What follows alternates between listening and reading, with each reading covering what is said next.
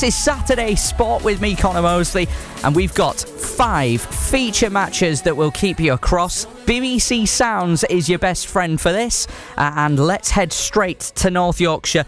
The York City Stadium, that is the destination for Aldershot Town. Taking you through this one, Alan Baldwin alongside Rob Worrell. Thank you very much, Connor, and a warm welcome to, of course, our online listeners and to our BBC Radio Sussex and BBC Radio Surrey listeners. Saturday Sports Show, and we're live from the LNER Community Stadium, home of York City, who, despite huge investment in their playing staff, are struggling at the wrong end of the National League. And Aldershot Town, who'd have thunk it? Who'd have thunk it, Al? Sitting 5th with just 8 games to go. And the teams are out.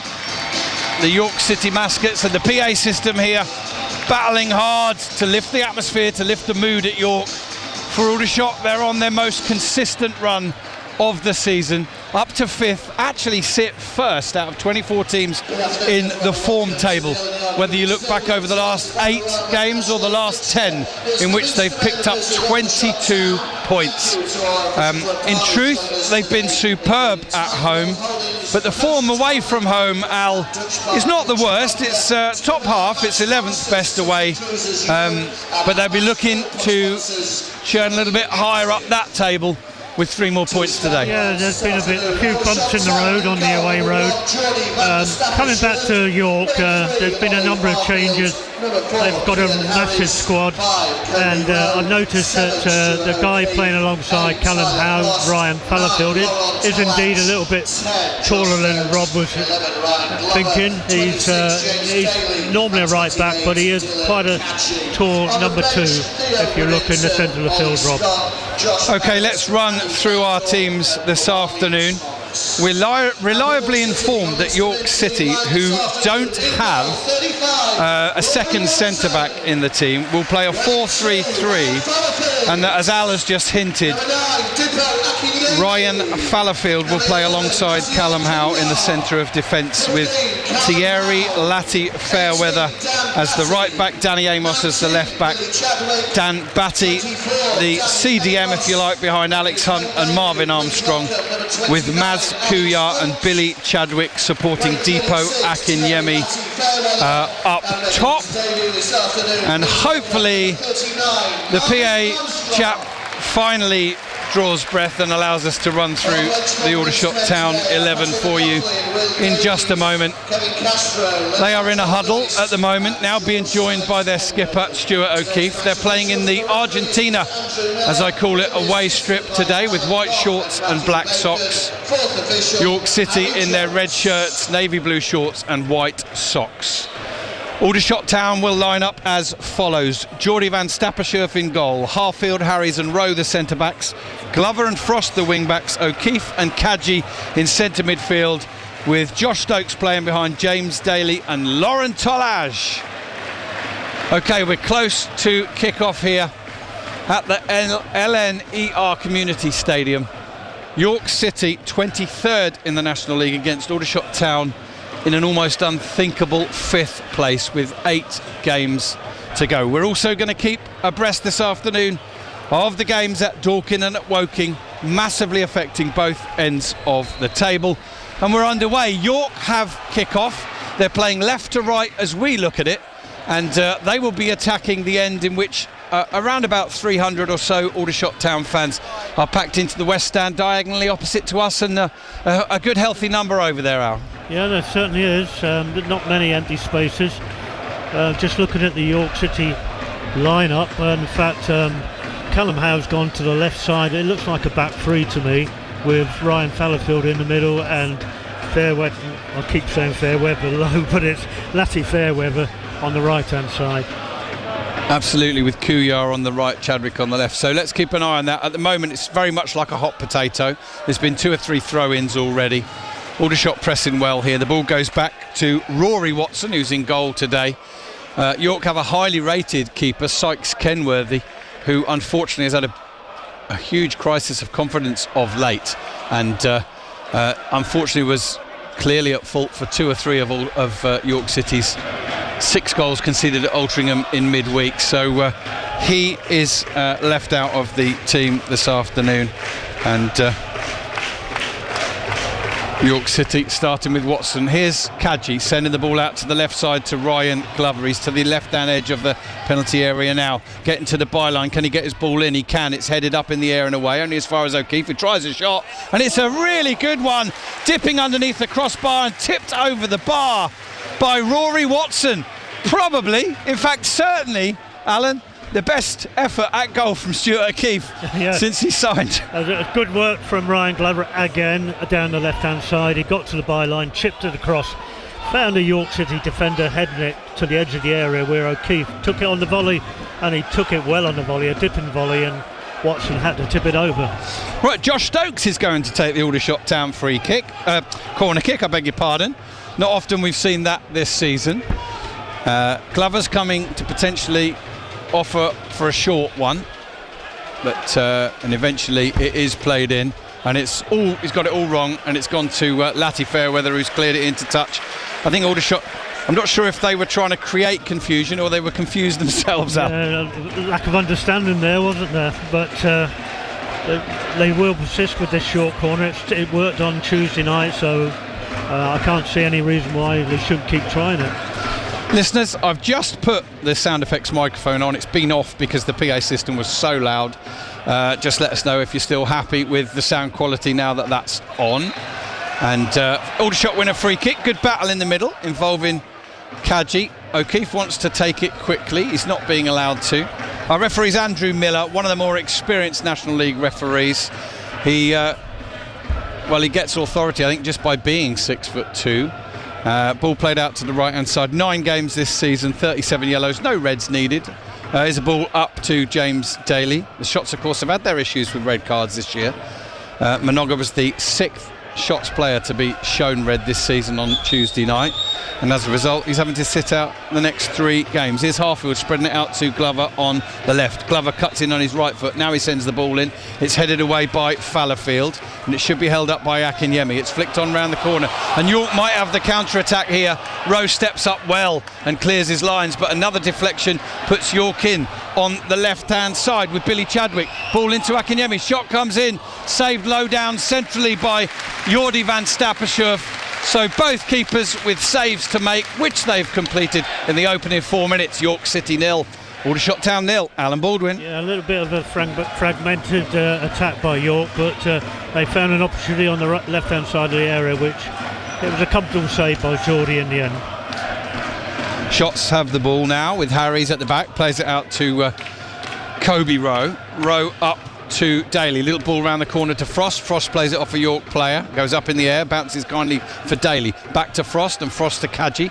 Kadji squares it over to the left side to Ollie Harfield. Harfield with a raking diagonal pass out to the right, and it's an absolute beauty. Should find Frost, sends it in first time. It comes back to him, clips it in now, left-footed. Tolaj jumps, it's half cleared, and neither Tolaj nor the keeper for a moment knew where it was. The keeper's gathered it on the goal line, arguably had gone over, but nothing given, and he bowls it out to the right-hand side to Thierry Latty Fairweather. And this York City crowd, they've been known to be quite toxic, the atmosphere this season, but they'll start this game as they do every one, getting behind their side, hoping that they can forge a lead and build on that. Sending the ball out to the left side to Chadwick. He's 1-on-1 up against Rowe. Ball into Akinyemi, heavy touch from him. The ball's picked up by Kadji, who'd wandered back into a defensive position, finds Frost. Frost up to Daly. Daly turns it on into a position looking for Stokes, but that is a little bit too deft, and it goes through to a York City player. And you're absolutely right, Callum Howe picking it up in the left side of a 3-man back 3 as it looks at the moment, with Dan Batty at the moment sitting in there. Yeah, he's just dropping back to pick up the ball in his own half all of the time. He is a midfielder, he's not a central defender. Good pressing from Shots, and then a ball out to the right hand side, and it's being chased down by Maz Kuya, but he's not going to get there. And at the moment, Al, there's no doubt about it, decent crowd again here at York City. They're a passionate set of football supporters, and they're right behind their team at the moment. Yeah, it seems to have filled up a little bit since kick-off, but certainly if there's 4,000 here today, most of them are in the stand we're sitting at. Absolutely, we'll keep you abreast of the other scores in the National League today, where there's already been a game completed. Oldham 2, Chesterfield 2. Chesterfield coming back to get a point in that one that took all three off of Oldham, who would have moved, of course, closer to Aldershot in the playoff race. So probably a decent result, that, for the Shots. In terms of the other games, well, no scores showing on my app at the moment, 8 minutes in. 6.5 here. And good win from Daly, sends it out to the left-hand side to Glover. Glover pokes it down to Daly. Touches the ball past Fairweather, gets down the left and is prodded behind for a corner to the Shots, away to our left. We're in the 7th minute now, and again they'll set up as they've been doing lately to take the short one. They scored twice, Al, from short corners on Tuesday, and once from Ebbsfleet's corner where they broke to the other end on the transition. Stokes is going to take it. He's going to give the ball, it looks like, to Glover. A lot of people waiting in the box. Then Stokes sets for a long one and then changes back, and here's Glover getting in down by the goal line. Can he square it across? He does, and it's cut out behind for another corner to the Shots, and they certainly seem to have more options. And Aldershot, not the tallest of teams, Al, as well. You can totally understand why they do it. And Ryan Glover, again, a good play by him. He's full of confidence at the moment.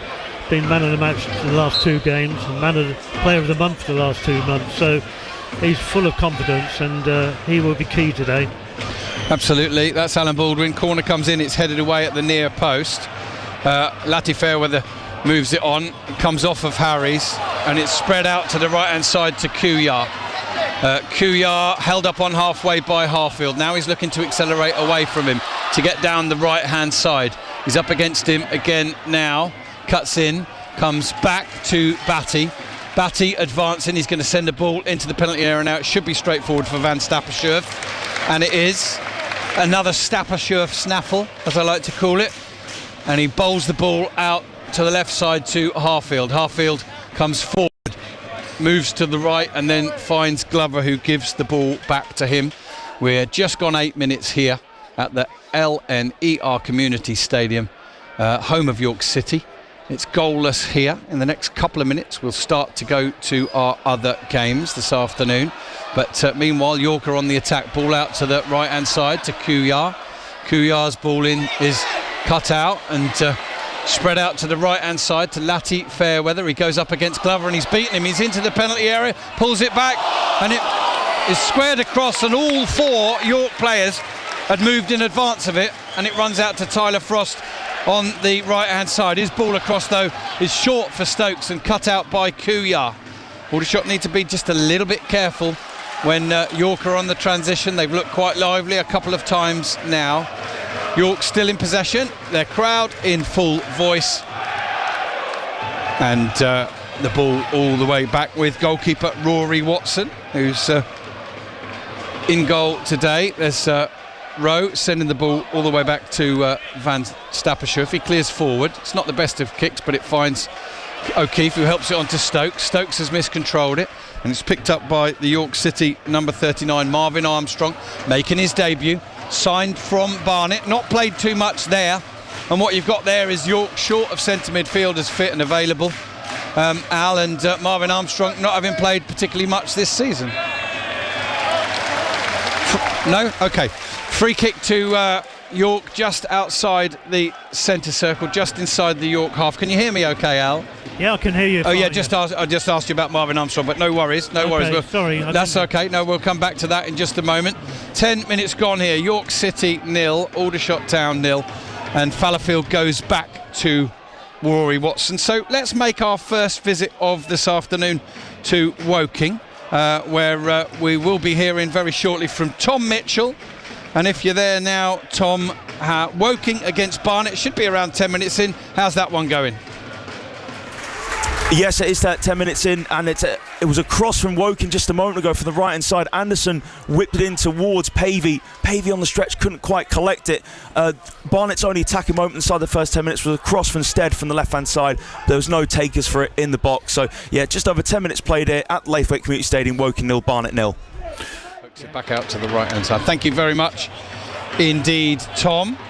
Here Aldershot have won possession since you left us, and now they're just playing it across the back three. Harfield's got it now. He's going to feed Glover on this left-hand side, and he'll quickly go up against Maz Kuyar. In fact, he goes back to Harfield, and Aldershot just shift it back over to the other side. We'll wait perhaps for the ball to go into touch again before we go and get an update from Ryan in a little while. Shots. O'Keefe picking up the ball now, going back to Cian Harries. And Harries is going to clip the ball over the top, or try and get it over the top. Callum Howe should win that in the air. Heads it only as far as Glover. Sends it up towards Tolaj, but he's beaten in the air by Danny Amos. His ball forward can only find Kobe Rowe, who exchanges passes with Josh Stokes. Almost 12 minutes gone here. Let's get a word then from Ryan Matthews, who can give us an update on Dorking against Solihull.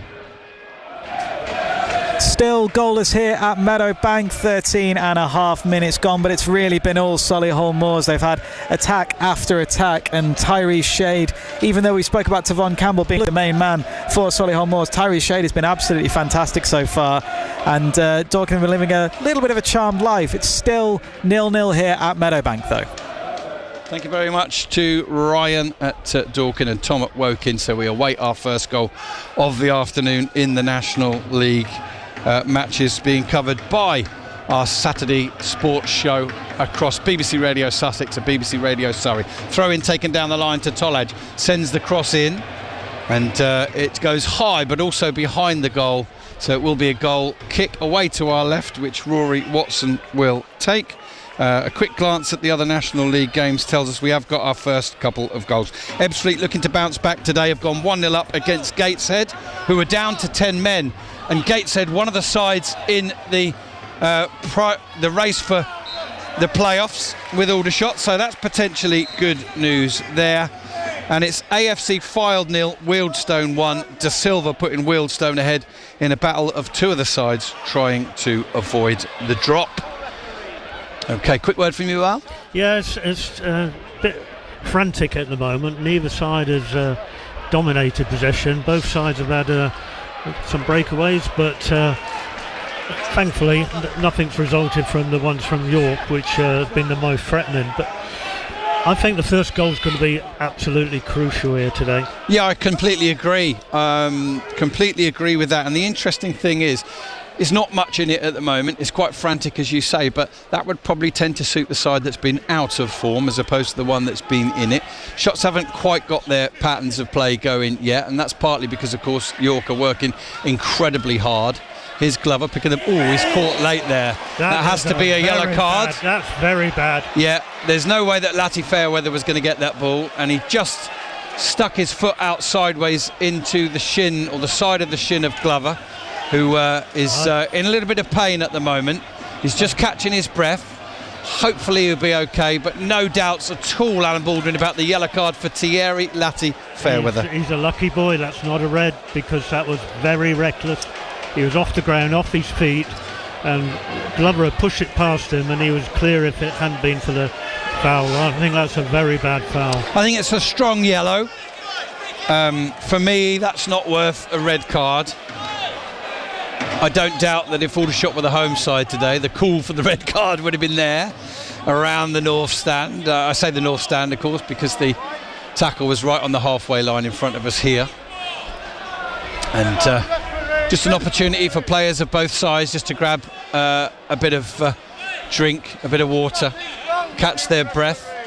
And one or two of the shouts behind us in the stand saying that there was nothing wrong with that. Which is quite staggering. This is football. All right, I'll try and hold Al back from responding to the crowd behind him. I think you probably heard Alan's comment off mic. It's not rugby league, it's football. I'm sorry, but that was a reckless tackle. A reckless tackle, according to Alan Baldwin, who said it might have been red. I'd say a strong yellow. And disgusting is the word used by the Aldershot Town media team. A disgusting challenge on Ryan Glover. Anyway, Aldershot take the free kick now, and the referee's not happy with something. Is it offside? Oh, offside. Yeah. Which is a bit of a poor one from Aldershot Town's point of view, given the advantage away there. No sign so far of any end product from the short corners, but there have been a number this season so far, including the 2 on Tuesday night. That, of course, was a free kick, but Tolaj, I think, wandering into an offside position. Free kick taken by Rory Watson. He sounds like a golfer, doesn't he? But he's not. He's a goalkeeper. And here's York on the ball with the number 39 making his debut, Marvin Armstrong. He's turned down a bit of a blind alley, has to poke the ball back to Fallowfield. Fallowfield sends it forward. Harfield will have to deal with it, and he hooks it over his head. It's headed forward by Latty Fairweather. Glover has won it and shown good strength. He's absolutely fine, by the way. He's knocked down again. Harfield sends it forward, and Tolaj picks up the ball, sweeps it inside centrally. It's headed back. Daly will chase it, but it will go all the way through to Watson, who's looked pretty competent in the opening 17 minutes or so here. We're just short of that now. York City 0, Aldershot Town 0. Ball straight through the middle, cut out by Aldershot and pinged all the way through to Callum Howe on the left-hand side of that back three for York. Latty Fairweather is, as we say, is the wing back on this right side, but then they also have Kuyar wide as well, so clearly a plan for York to try and get in on the right-hand side. Glover gets a foot in, wins the ball for Stokes. Not had any time on the ball at all yet, Stokes, to look up and play any passes of real penetration. Here's Glover picking up the ball. He's got 2 York players in hot pursuit. Steps back onto his right foot and goes all the way back to Harfield. He could put a cross in, but he squares it to O'Keefe. O'Keefe over to the spare man on the right side, which is Kobe Rowe. Rowe clips a ball in to the feet of Stokes. That's a heavy touch, and he can't get it under control. O'Keefe does, but then loses it. York play it forward. Harries wins it and plays it forward. Tolaj can't win it, and it's all a bit scrappy and a bit messy. York clear their lines down the left side. Harries should get there first and does. One in the air by York. Tolaj battles away to win it back and then can only play the ball to Armstrong.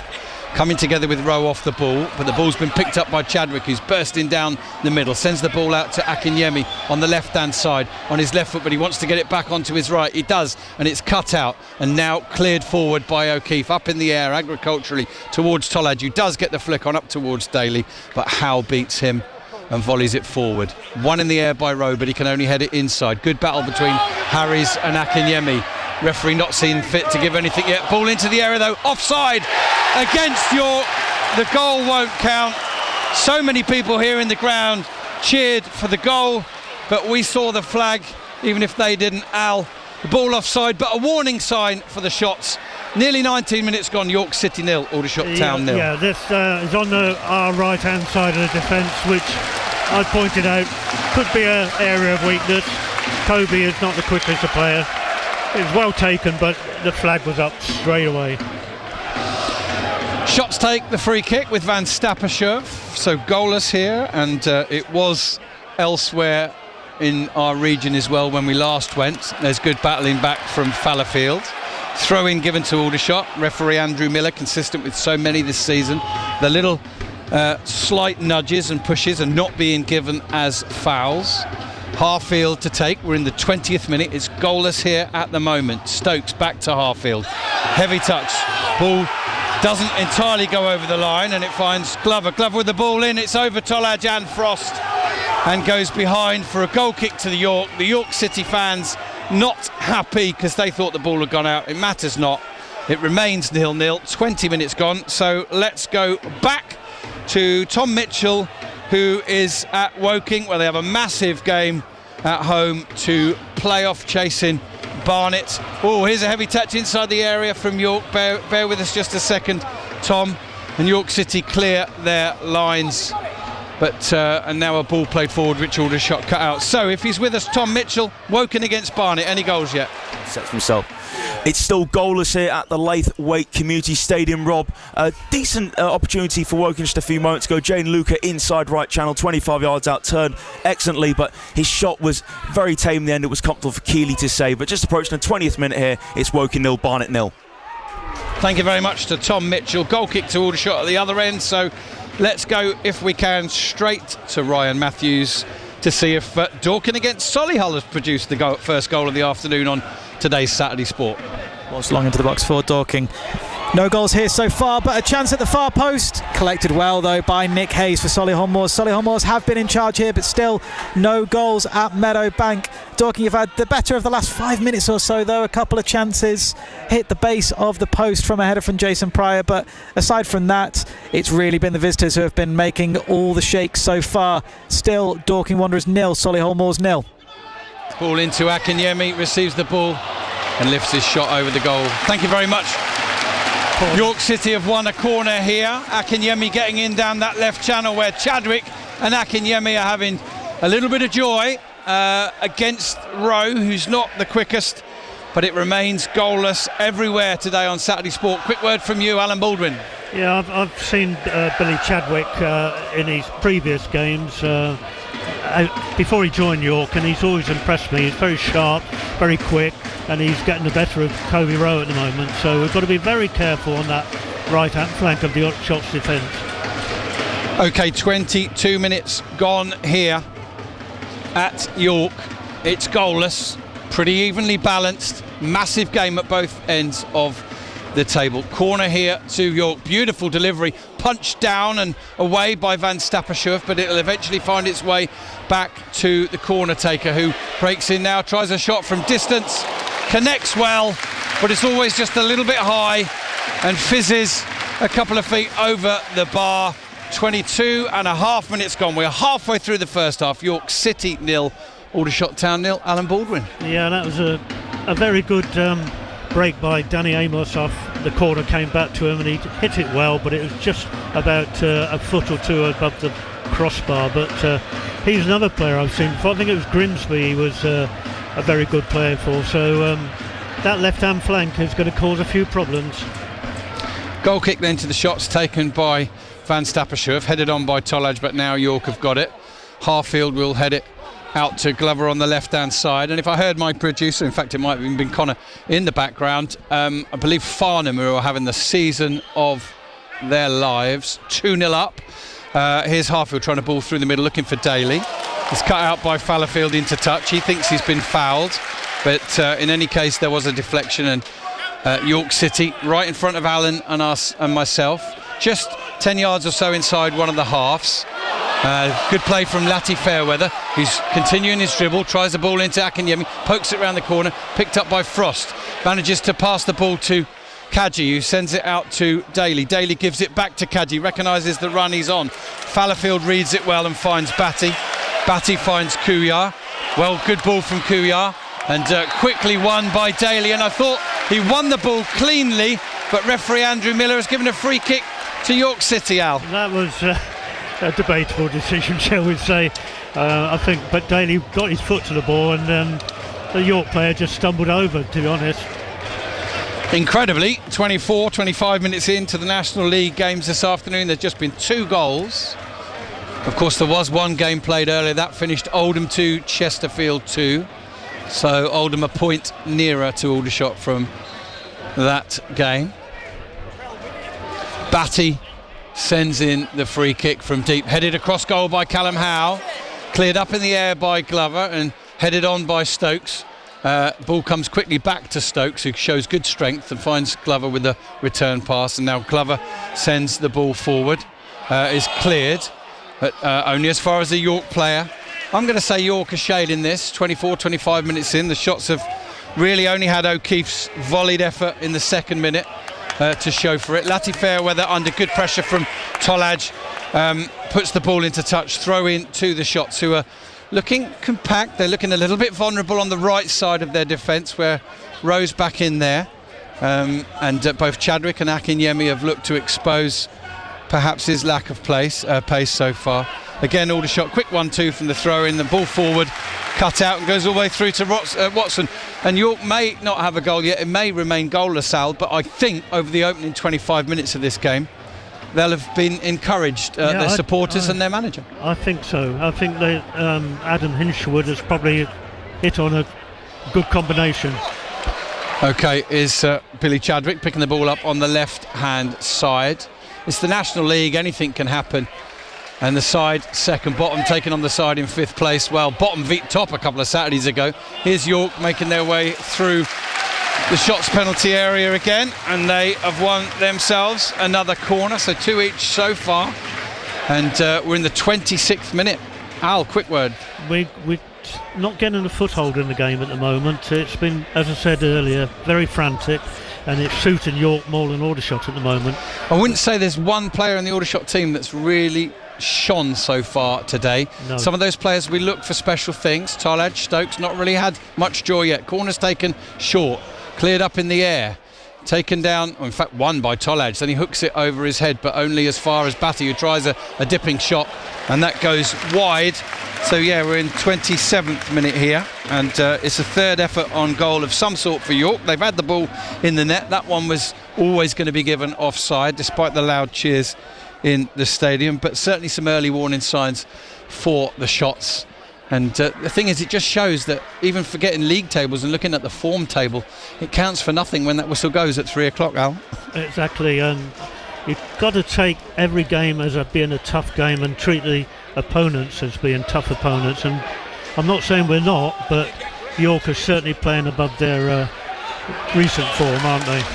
Well, Fallowfield may be vertically challenged as a centre-back, but he won that towering header very well there. Here's Tolaj winning the ball, sweeping it out to the left side to Glover. And then a ball back to Stokes. They're appealing for offside, nothing given. Watson out of his goal. Glover could try a shot early on, but he doesn't. He brings it down, feeds Stokes down by the corner flag, keeps the ball in. It's got Glover back for support there as well, and Harfield. Shots just having a moment of control and possession. Glover comes back inside and he feeds Kaji. He might try a shot from distance here. He does. It's not a bad one at all. It's palmed away out to the right-hand side where Frost battles against the York player to get there first. There's a deflection. It ends up in touch, and York City are given the throw-in. Not a bad ball into the danger zone from Kaji. It could have gone and got into a goal himself, and Watson's first save other than the tip over in the second minute. Yeah, he found the ball about 5 yards outside the box, Kaji, and he tried to curl it round into the far right-hand corner, but didn't get enough curl on it, and it was a fairly comfortable save for Watson, I think.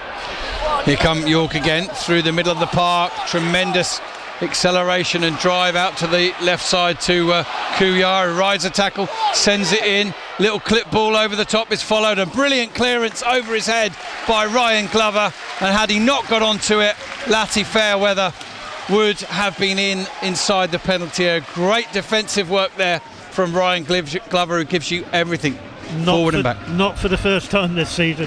His defensive qualities came to the rescue of Aldershot there. That was a tremendous clearance, wasn't it? Alan Baldwin here alongside myself, Rob Worrell. It's the Saturday Sports Show on BBC Radio Sussex and BBC Radio Surrey. Live commentary from the National League. 23rd place York City against 5th place Aldershot Town. And you wouldn't be able to guess the positions in the table based on the opening 29 minutes. But we still await the first goal. Stokes heading the ball on to Tolaj. Tolaj sending it out to the left. Daly had come in closer to him, and the ball just runs straight into touch. And well, the shots not under any great duress, I wouldn't say so far, but in terms of their forward play, they just haven't got it going in the opening half hour. Yes, I think I'm repeating myself, but this first goal is going to be crucial. If it goes to Aldershot, then you might see York suffer a few nerves. And Aldershot also, if they go one behind, it could well be.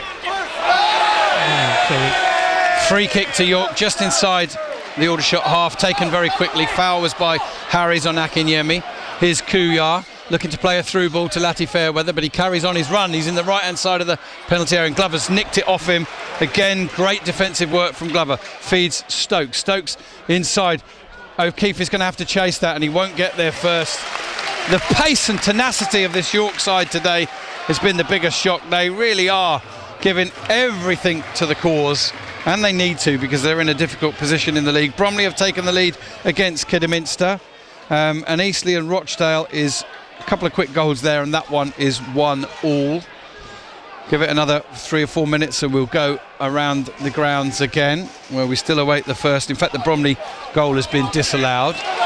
Here is Marvin Armstrong picking up the ball now.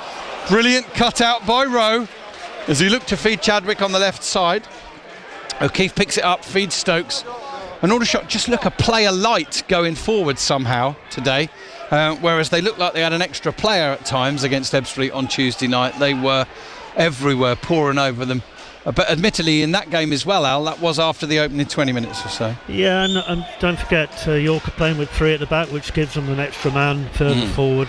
And we can't get a foothold in the middle of the pitch, can we? Absolutely. Both teams, of course, thinking about nothing else other than a win this afternoon. The York City fans, the players themselves, and the management team will be delighted with the opening half an hour from York. But it's goalless, and the shots are on the attack now with Harfield coming through the middle. Tries to play a ball through. It's really well read and cut out by York. And Howe will go all the way back to his keeper, who clears quick and long up towards Akinyemi. And there's a foul there by Akinyemi on Cian Harries, who goes down. He went down similar to that at Kidderminster. Referee gave nothing, and Kidderminster duly went on to... in fact, he went down a little bit too easily, and... I'm getting my games mixed up. Forget that point. Moot point. Tolaj receives the ball, but he's well inside his own half. Spreads it to Stokes. Little flick round the corner to find Harfield, and Harfield can get Glover in. He's in space at the minute, but he'll be quickly shut down again by Kuyar, who's been excellent for York City, both going forward and defending in this opening 32 minutes. Still goalless at the minute, but Stokes to Kadji. Kadji inside to O'Keefe. O'Keefe lifts a ball over the top when it looked like he had nowhere else to go. It's cleared away by York, taken down nicely by Kadji on his chest, who feeds Harfield. Harfield inside to Harries. Harries with the ball out to the right hand side, looking for Frost, but rather easily cut out by Danny Amos, who quickly sends Chadwick scampering away down the left side. Chadwick spreads the ball across to Lati Fairweather. And I guess York City, their position in the league, the ball's in touch, throw into shots. Their position in the league and their desperate need for 3 points has probably brought them to this formation where they have no choice but to go for it, as you say, with the 3-4-3 formation. Yeah, there's a few players that have caught my eye today. Batty is dropping back just in front of the back three and picking up the ball and finding pockets of space. Chadwick looks very lively on the left flank. So yeah, there's 1 or 2 players that have come into the side. They've got a point to prove, I think. Tommy Winton not happy with the officialdom. Often the case. In fact, Widrington, Richard Walker and Hugo Langton are all in his ear at the moment. Throw into York City. Back to the taker Fairweather, and the ball runs loose to Daly, who I thought was fouled. Goes down, nothing given. York City pick the ball up. Might have a shot here. It's blocked and goes out and into touch and behind for a corner. And York City, just by being positive, being on the front foot, little moments, little decisions, little bounces of the ball are going their way, and that's what tends to happen when you play on the front foot and play positively. Yeah, they're certainly not showing any sign of the form that they've had in the last 6 weeks, have they? They've been on the front foot most of this game. Dagenham and Redbridge 1-0 up at home to Maidenhead United. Still not too many goals elsewhere in the National League. Corner then to York. Goalless here. We're in the 35th minute. In comes the corner, driven low, right-footed, half cleared away by Tolaj, and then fully cleared away by Harries. And he finds Daly, but Daly presents it straight back to Batty. And Batty will go all the way back to his keeper, which is probably a sign, 34 and a half minutes in here, that we should go find out if we're anywhere nearer to a goal in our other BBC Radio Sussex and BBC Radio Surrey matches on this afternoon's Saturday Sport. Let's go initially to Tom Mitchell, who is at Woking against Barnet. Just hit the 34th minute at the Laythwaite Community Stadium. Still 0-0 between Woking and Barnet. Since you were last with us, hasn't really been too many clear-cut chances. There was a danger moment when Woking got into the box, and it was a cut back towards Jermaine Nansen, but he was tackled in the neck of the time by Hartigan. But Woking defending really well here against Barnet. It's Woking 0, Barnet 0. Passages. Thank you very much indeed, Tom. Throw into York, an attacking throw, so just stay with us for a moment before we go to Ryan at Dorkin. And here's Kadji fouling some 35-40 yards out. Free kick to York City here. So if you can make it a quick one, Ryan Matthews, Dorkin against Solihull. Substitution here at Dorking Wanderers, still goalless. There's been some lengthy injury delays as Solihull Moors have been forced into 2 substitutions. Both Whitmore and Stevens have gone off injured for the Moors, and it's been more injury action than goalmouth action here, as it's still 0-0 here at Meadowbank. 37 minutes gone. Be careful. Thank you very much, Ryan. So 0-0 elsewhere. Worthing are behind for our Sussex listeners, and York City have a free kick here in the 37th minute. Relatively high shots defensive line on the edge of the penalty area, but it's going to come in now from Alex Hunt. It's headed away and sent straight back in from Batty, straight through the middle and go all the way through to Jordi van Stappershoef. 36 and a half minutes gone, 0-0. And Al, you can make your point now, sorry. Yes, all right. I didn't realise it finished his report. Yeah.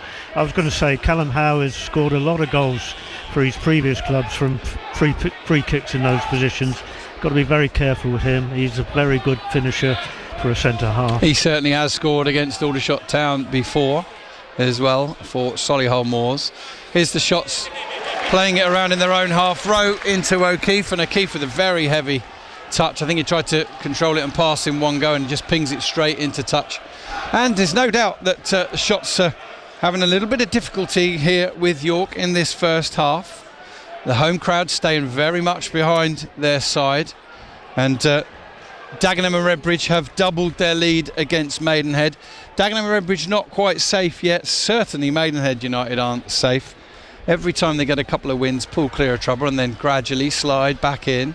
Thankfully that relegation scrap isn't involving Aldershot Town this season. It is of course involving York City, who are deep in it at the minute, but they're showing great character here. Here's Maz Kuyar trying a shot from distance. Doesn't really get hold of it. It is on target. 38th minute out, and the warning signs are there. They definitely are. I think York have been very positive. They've been very sharp, and it's a bit like the Kidderminster away game. They could well have been in front. Here's Harfield battling with Kuyar. The ball's been picked up by Marvin Armstrong. He gets his shot in. Terrific tackle to block it behind by Cian Harris, as Armstrong's shot was on target. Well done, Cian Harris. Yep, a very good block. That was only about 8 yards out, and for all the world it looks like he was going to get a shot on target. He did get it on target, but a very good block by Cian Harris. That's Alan Baldwin. I'm Rob Worrell, and you're listening to BBC Radio Sussex, BBC Radio Surrey, Saturday Sport. York City against Aldershot Town in the National League. Corner will be taken now by Alex Hunt. Again, it's driven low to the far post, squared across. I think it was Callum Howe who got his effort on target, but it was blocked. Hunt's going to send the ball in again now, and it's driven past everybody, and it will drift into touch behind the goal. But York City fans, players and supporters will be wondering, Alan, why they're not ahead at the moment. Yeah, Hinchwood in front of us applauding that. It was a driven goal, and I can't remember who was at the far post who was unmarked. Callum Howe was it, and he headed it back across goal. Unfortunately there was nobody to get on the end of it, but they're looking really sharp, aren't they? Absolutely.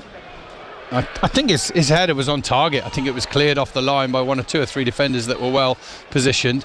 His shot's heading the ball on, and the ball up towards Harries, who definitely gave Akinyemi a shove there as he went to get the ball, but the ref didn't spot that. And Harfield sends the ball out to the left side. It'll bounce once. Lati Fairweather touches it over the line. Is that a shots free throw? No, it's given to York City. I think the ball might have been over the line before he chested it. Well, and he had his back to referee, so the referee gave the easy option there, didn't he? I don't know if the lino was in a position to see it. Perhaps we'll ask Tommy Widrington at some point why they feel the necessity to have the constant dialogue with the fourth official, who's not the guy refereeing the game. Is Stokes picking the ball up in central midfield. He holds a couple of people off, and now he'll thread it down the right side to Frost. Tollage is in the middle, Daly's in the middle, across it comes, half cleared, second clearance, and then smashed into touch by Alex Hunt. Throw into the Shots, who are looking to respond here. Still goalless, but end-to-end action. 41st minute now, Harfield. The ball inside to Glover. Glover's got close company. Exchanges passes with Kaji. Holds it up now, looking for the free man for shots. Plays it inside to Kaji. Nice one from Kaji to get away from Armstrong. Clips the ball over the top. Surely Tolaj won't get there before the keeper, and he doesn't. No offside flag shown. He may or may not have been. The assistant may have put his flag up a couple of seconds later. He didn't need to, because Rory Watson snaffled it. And the atmosphere, which has been supportive from minute one from the York City fans, is only increasing in its velocity. It's going to be possibly a yellow card here for Kobe Rowe.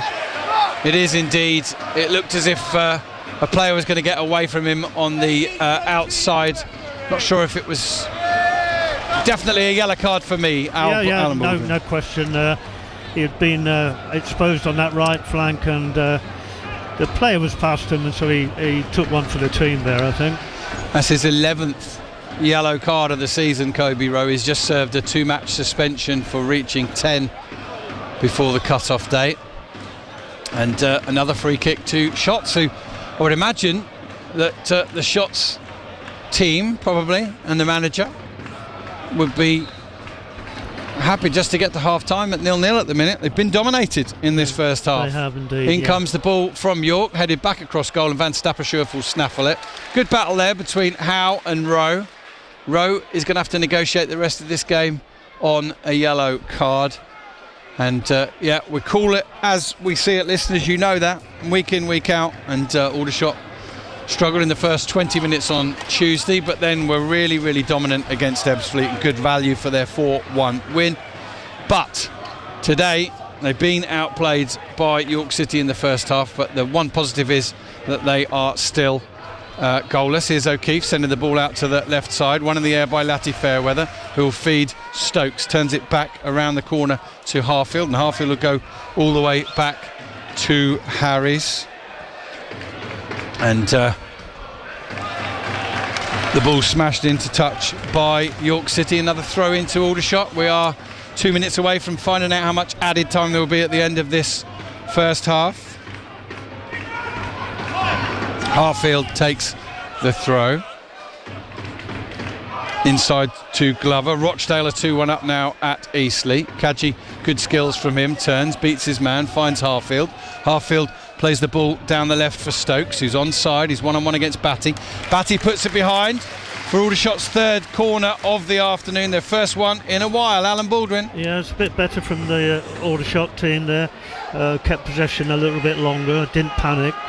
But we need to have more of that in this next 45 minutes plus. So it's a good chance now to get the ball in the box. Again, they're setting up to look for the short one. Stokes and Glover involved. Plays it to Glover. Glover, byline, pulls it back. Double deflection, half cleared. Tolaj can't get an effort on it. Stokes does, and he fires it wide into the side netting. Just Aldershot's third attempt of the afternoon, and it goes into the side netting. 0-0, Alan Baldwin. That was the best chance of the half for either side. A very good short corner routine. Glover got free on the left, pulled it back. Unfortunately, neither Tolaj or Daly could get a telling contribution on it, but very good move, in fact, from the Aldershot team. So, goal kick then to York City. Applause, I think, is for one of the York substitutes warming up.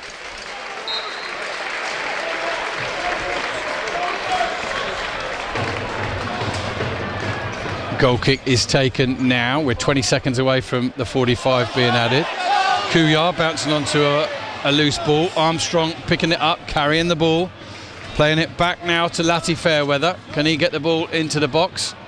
He looks to go past Glover, and the ball has run out of play. Glover terrifically strong in the challenge, and it is half time. We're going to have a minimum of 1 so 1 minute added time here, and then we'll hand you back after that to Connor Mosley, who will chat to Ryan at Dorking and Tom at Woking for their half-time reports.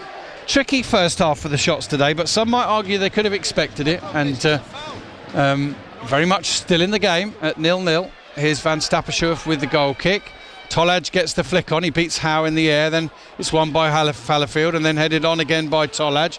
Headed back to goal by the left back Danny Amos, and then bowled out to the right hand side. And York play it forward up towards Akinyemi, who smashes into Harries.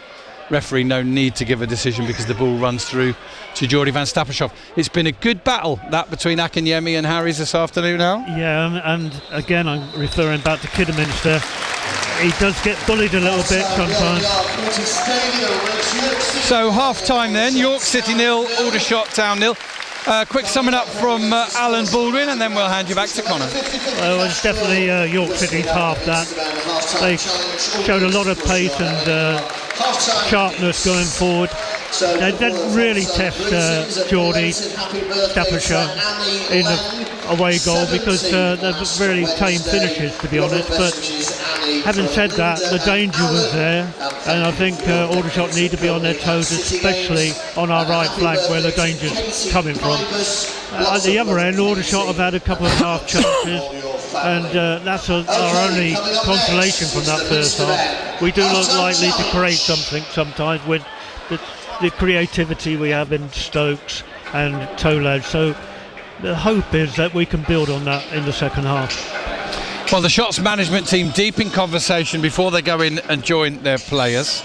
Be interesting to see how Widrington plays it, Connor, but they're not getting it all their own way here at York. That said, for all York's pressure and the majority of chances, the Shots have certainly looked like they might have a goal in them on the counter-attack as well. So we still await the first one here. Back to you in the studio, and see if you can find a goal elsewhere, Connor. I'll try my very best. I do know that Eastbourne have taken the lead, but we'll get to them when they arrive at half-time. Rob Worrell and Alan Baldwin with you then in the second half for York against Aldershot very shortly. At the other end of the table, let's hear from Tom Mitchell. Woking take on Barnet, taking us to half-time there. It comes in, headed down the way.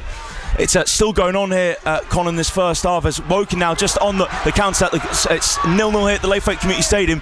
Kendall's on the counter on the right-hand side. Kendall, can he try and find a through ball? Kendall cuts in now, just holds onto it. Squares here for Burko, edge of the box. Burko now just holds onto the ball for Woking, edge of the box. He puts it through legs of Brunt. Burko left side the area, cross towards near post, and that's turned behind for a Woking corner kick. He's just stay with us for the remainder of this first half. Again, we're now over 2 minutes of the stoppage chance being allocated, so it will be the last chance for Woking in this first half. Curtis Edwards to take the corner kick. It's been pretty tight first half, this one. Woking have tamed Barnet well. Okimo's volley for Barnet is the best shot that the visitors have had. It was a volley well saved by Jaskalainen about 10 minutes ago. So corner kick for Woking. Again, the last minute now of this first half. Stoppage time. Curtis Edwards to take the corner kick. This will be the last chance of Woking. Edwards loops it in. Keeley drops the ball. The Barnet goalkeeper appeals. Handball against Barnet. And the referee has blown his half-time whistle. They haven't been met.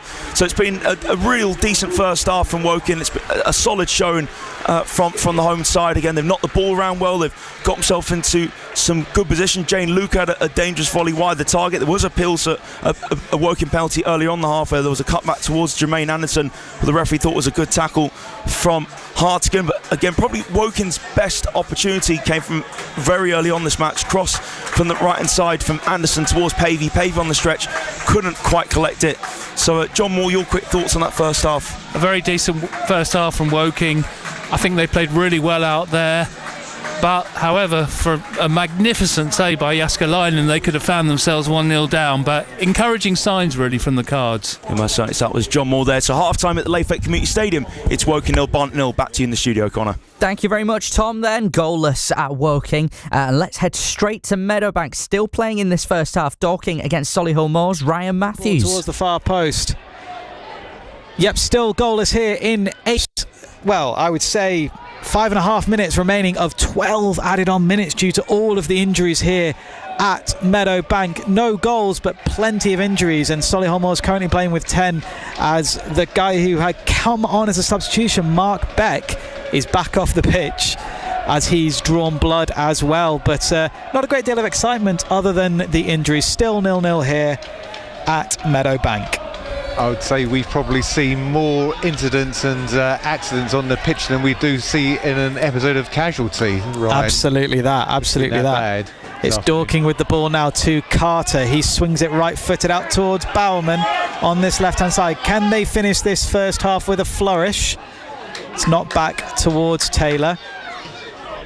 But yes, it is still 0-0 here at Meadowbank. Ryan, thank you very much. Ryan and Bob there at Meadowbank. 12 minutes of added time. We will get a half-time report from them very shortly indeed. Let's head into the National League South then. Half-time between Worthing and Chippenham. And Worthing behind again at the break away at Chippenham. Aaron Amadi Holloway with the goal in that one. Farnborough taking on Aveley this afternoon. And Farnborough have a half-time lead. 2-1 they lead. They were behind thanks to Odalusi's goal from the spot for Aveley, but back came Farnborough. Reggie Young 2 minutes after that. Well, pretty much straight away. And then right on half-time, Edon Pruti with a goal 2 minutes into first half stoppage time. Farnborough have a lead 2-1 against Aveley. And staying in that division, let's go to Priory Lane. Kevin Anderson's watching Eastbourne Borough against Taunton Town. Yes, and Eastbourne Borough have a precious 1-0 lead at half-time. A very good half of football, I have to say, against the visitors Taunton Town. When you think that these two teams are respectively third and fourth bottom of the table, it just shows National South has an awful lot to offer. This was a really close half, and there's still plenty more to come, I would say. Eastbourne bossed it early on for the first 15-20 minutes. They were on top with not much to show for it, but then on 22 minutes the visitors should have gone ahead. Nat Jarvis with a huge goal to hit, and he hit the post, so Borough got away with that one. Then at the other end, within another minute, 23 minutes, Jack Clark for Borough hit a shot that hit the outside of the post. Good 25-30 yarder that one. So still nothing broken. And then on 36 minutes, the moment of the match for, at least for Harrison Fox, the home goalkeeper, or his mum if she's here watching, because he pulled off an absolute worldie of a save. Just flung himself right across goal.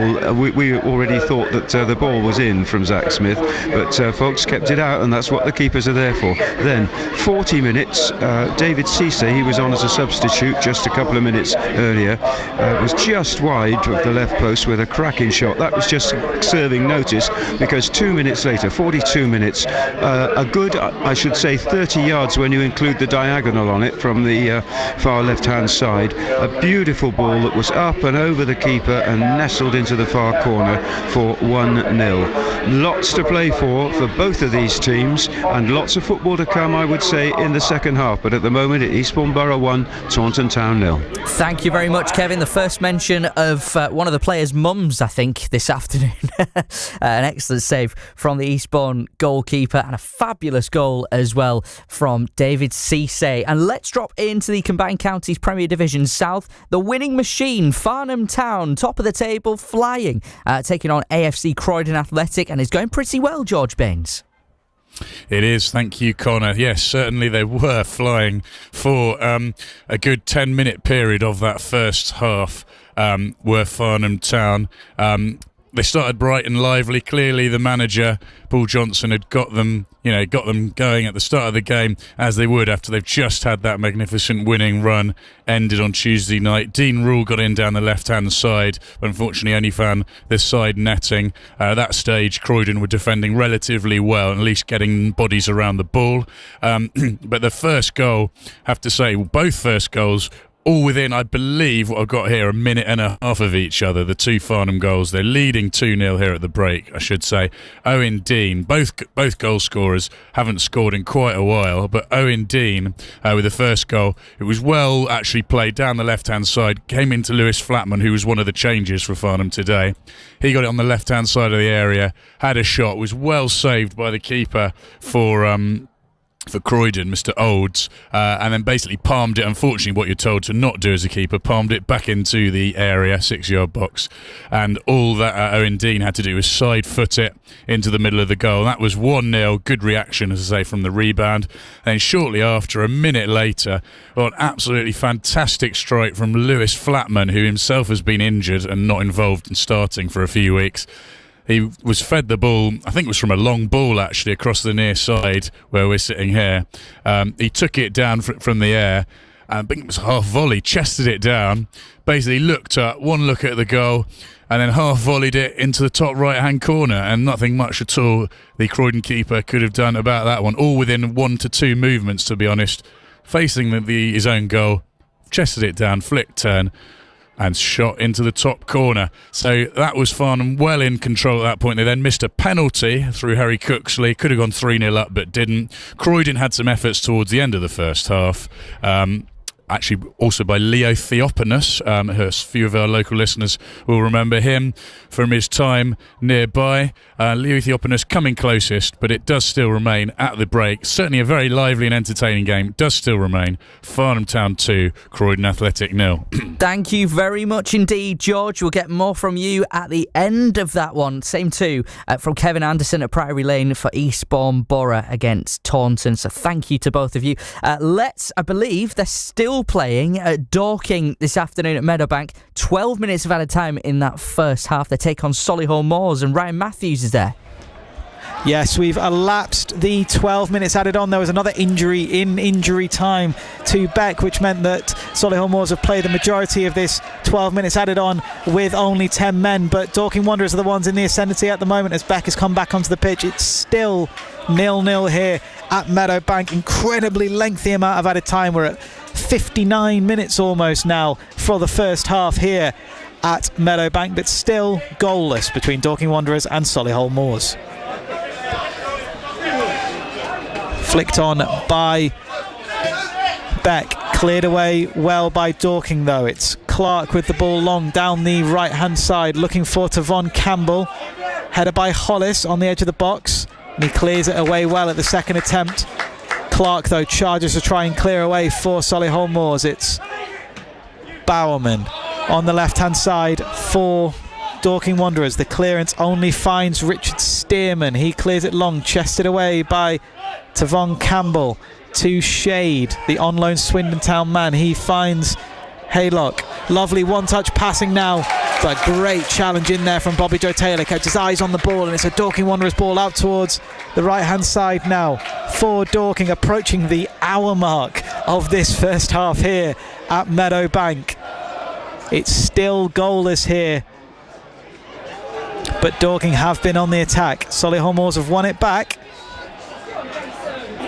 and it's now Nick Hayes with it. Kicks long. Campbell misses the header,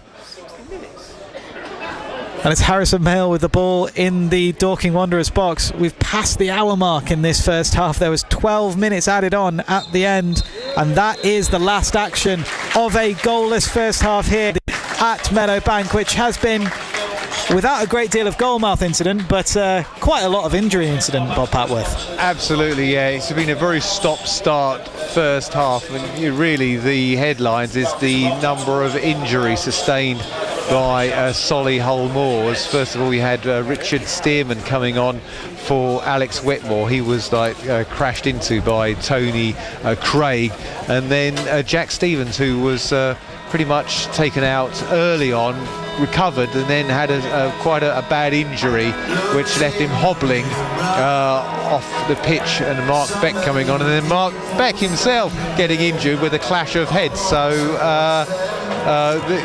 from that point of view, you just wondered when the first half was going to end. So it's been a very stop-start game. 0-0 is probably a fair reflection on what's happened so far, but that said, I guess the best opportunity for Dorking was right towards the end of the added-on time when Seb Bauman got on the volley, but it was a great save by Nick Hayes to keep it out and stay at 0-0. Let's just hope that the second half is a bit more entertaining and we can forget about what we've just witnessed in the first 45. Absolutely that. So goalless then between Dorking Wanderers and Solihull Moors there at half-time. Thank you very much, Ryan Matthews and Bob Papworth. We are a step closer to Christmas after all that injury time at the end of the first half. And let's go straight over to get the latest sporting headlines. Here's Cameron Anderson-Jones. Yes, thank you very much, Connor. Football first, and Championship side Coventry City have, of course, the first FA Cup shock of the quarter-finals with a thrilling win against Premier League's Wolves. Throwing down the line towards O'Hare. O'Hare gets away from João Gomez, crossing to the box. Sims lays it back. I don't believe it!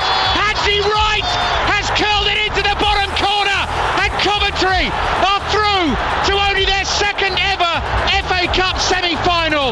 The players in the sky blue go racing towards the thousands of fans in the sky blue who are in ecstasy at Molineux. A brilliantly worked goal laid up by Ellis Sims, touched back to Hadji Wright, and the finish was perfect into the bottom corner. Molineux is stunned, and Championship team Coventry are going through. Wolves 2, Coventry 3. Manchester City will face Newcastle at the Etihad this evening at 5:30, and City boss Pep Guardiola says his side needs to have the home fans and get them behind the team in much way as they did last week in the Manchester derby. From now on, we need until the end of the season, every home game, the support for our fans like we had against United. I don't remember for a long time environment that was against United. We need that. In the Premier League, Burnley are beating Brentford at half-time with Sergio Reguilón being sent off for the visitors. The Clarets getting their goal from the penalty spot. And in the relegation six-pointer taking place at Kenilworth Road between Luton and Nottingham Forest, it is Nuno Espirito Santo's side who currently have the lead through Chris Wood. In tennis and the Indian Wells, both semi-finals take place tonight in California. Sinner takes on Carlos Alcaraz whilst Tommy Paul plays Daniil Medvedev. And finally, in ice hockey, we've got the Guildford Flames this evening getting underway at 7 p.m. against Belfast Giants. That's all from me, Connor. Thank you very much, Cameron.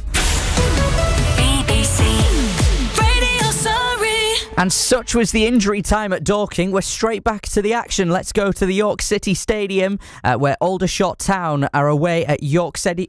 You can listen on BBC Sounds, on BBC Radio Sussex and BBC Radio Surrey. Alan Baldwin and first Rob Worrell.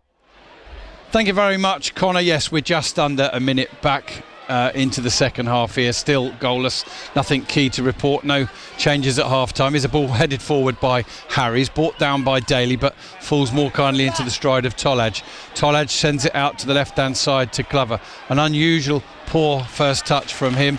Poked into touch by Latti Fairweather. And I received comments from an Aldershot supporter watching over on the far side who made the comment that Frost has been free and available in the whole of the first half, but for some reason Rowe rarely passed to him. We'll get Al's thoughts on that one in a moment, but shots coming forward on the left hand side now with Harfield. Ollie Scott and Theo Widrington going through their warm-up routine. On this touchline is Glover in a tight space on the touchline. He goes back to Harfield. Harfield goes back to Kadji. Kadji to Harries, and Aldershot will start again out of possession. They very quickly get 10 men behind the ball, York City. But here Stokes has got into a bit of pocket of space on the far side.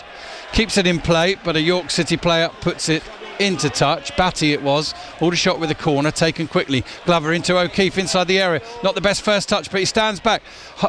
Drives it across, but it's blocked by a York City player. Good positioning there from the Shots skipper. And Harries, was he holding Akinyemi? Anyway, Rowe goes back to Van Stappershoef, who passes out to Kadji. Oh, terrible pass from Kadji. Akinyemi's onto it. Harries goes down, and he is given the foul from Akinyemi. A moment of controversy here at the start of the second half. And Rowe is also crouching down, maybe just to stretch something out, but almost a horror start to the second half for the Shots. Alan Baldwin. Yeah, there's a few players there look just a little bit too casual, a bit too sloppy, and we need to sharpen up. We're getting into this mood of where we're trying to coast, and we shouldn't do that. We should be on the front foot all the time. But Kadji there played a back pass which was just a little short, and Harry's just got his foot to it and got fouled in the process, according to the referee. Right, now we've been talking about the fact that every time someone's been unavailable in the back three to Widrington, someone else has come available. Today, Aldershot Town are down to their last three centre-backs, and one of those, Kobe Rowe, is now down. And Aldershot are readying a substitute here in Josh Barrett. and I'm not quite sure. I think Barrett will go into the 10. Stokes will drop back to central midfield and Kadji into the back 3. What do you think, Al? I think that's the logical formation, because it gives us a bit more pace at the back 3. Kobe has struggled today. There's got to be one of those days where he's on a yellow card as well. He's on a yellow card. I think Barrett in midfield and had Kadji back into the back 3. So, not been Aldershot's day so far, but it hasn't been York's either. It is still goalless. York will be pleased with things so far. But Aldershot running out of centre-back options, and they may be forced at some point in the next few weeks to abandon a formation that I think they've pretty much played all season. Certainly 3 at the back. I don't think Tommy Whittington likes 4 at the back. He's not a fan of it. And I know he did say on social media in response to a comment from somebody earlier in the season that he's never played a back 5 in his life. In other words, they're always on the front foot and it's either 3 or 4. Here comes the ball. Flick on from Tolaj, hooked over his head by Fallowfield, only as far as Tolaj again, but his head is cut out by Batty, who finds Kuyar. He hooks it over his head. Another good battle between Akinyemi and Harries. And good pace from Marvin Armstrong down the right-hand side, but Harfield comes back against him, plays it off him and wins the goal kick. Terrific recovery there from Ollie Harfield, the only Aldershot Town player to have played every minute of every game of the season. And on Tuesday evening in Llanelli, he will, all being well, wear the 3 Lions shirt of the England non-league team, England C against Wales.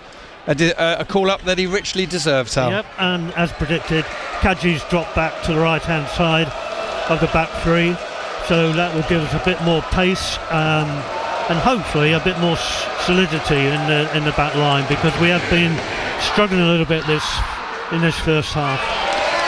There's York winning the header, and the crowd cheering every 50-50 ball they win at the moment.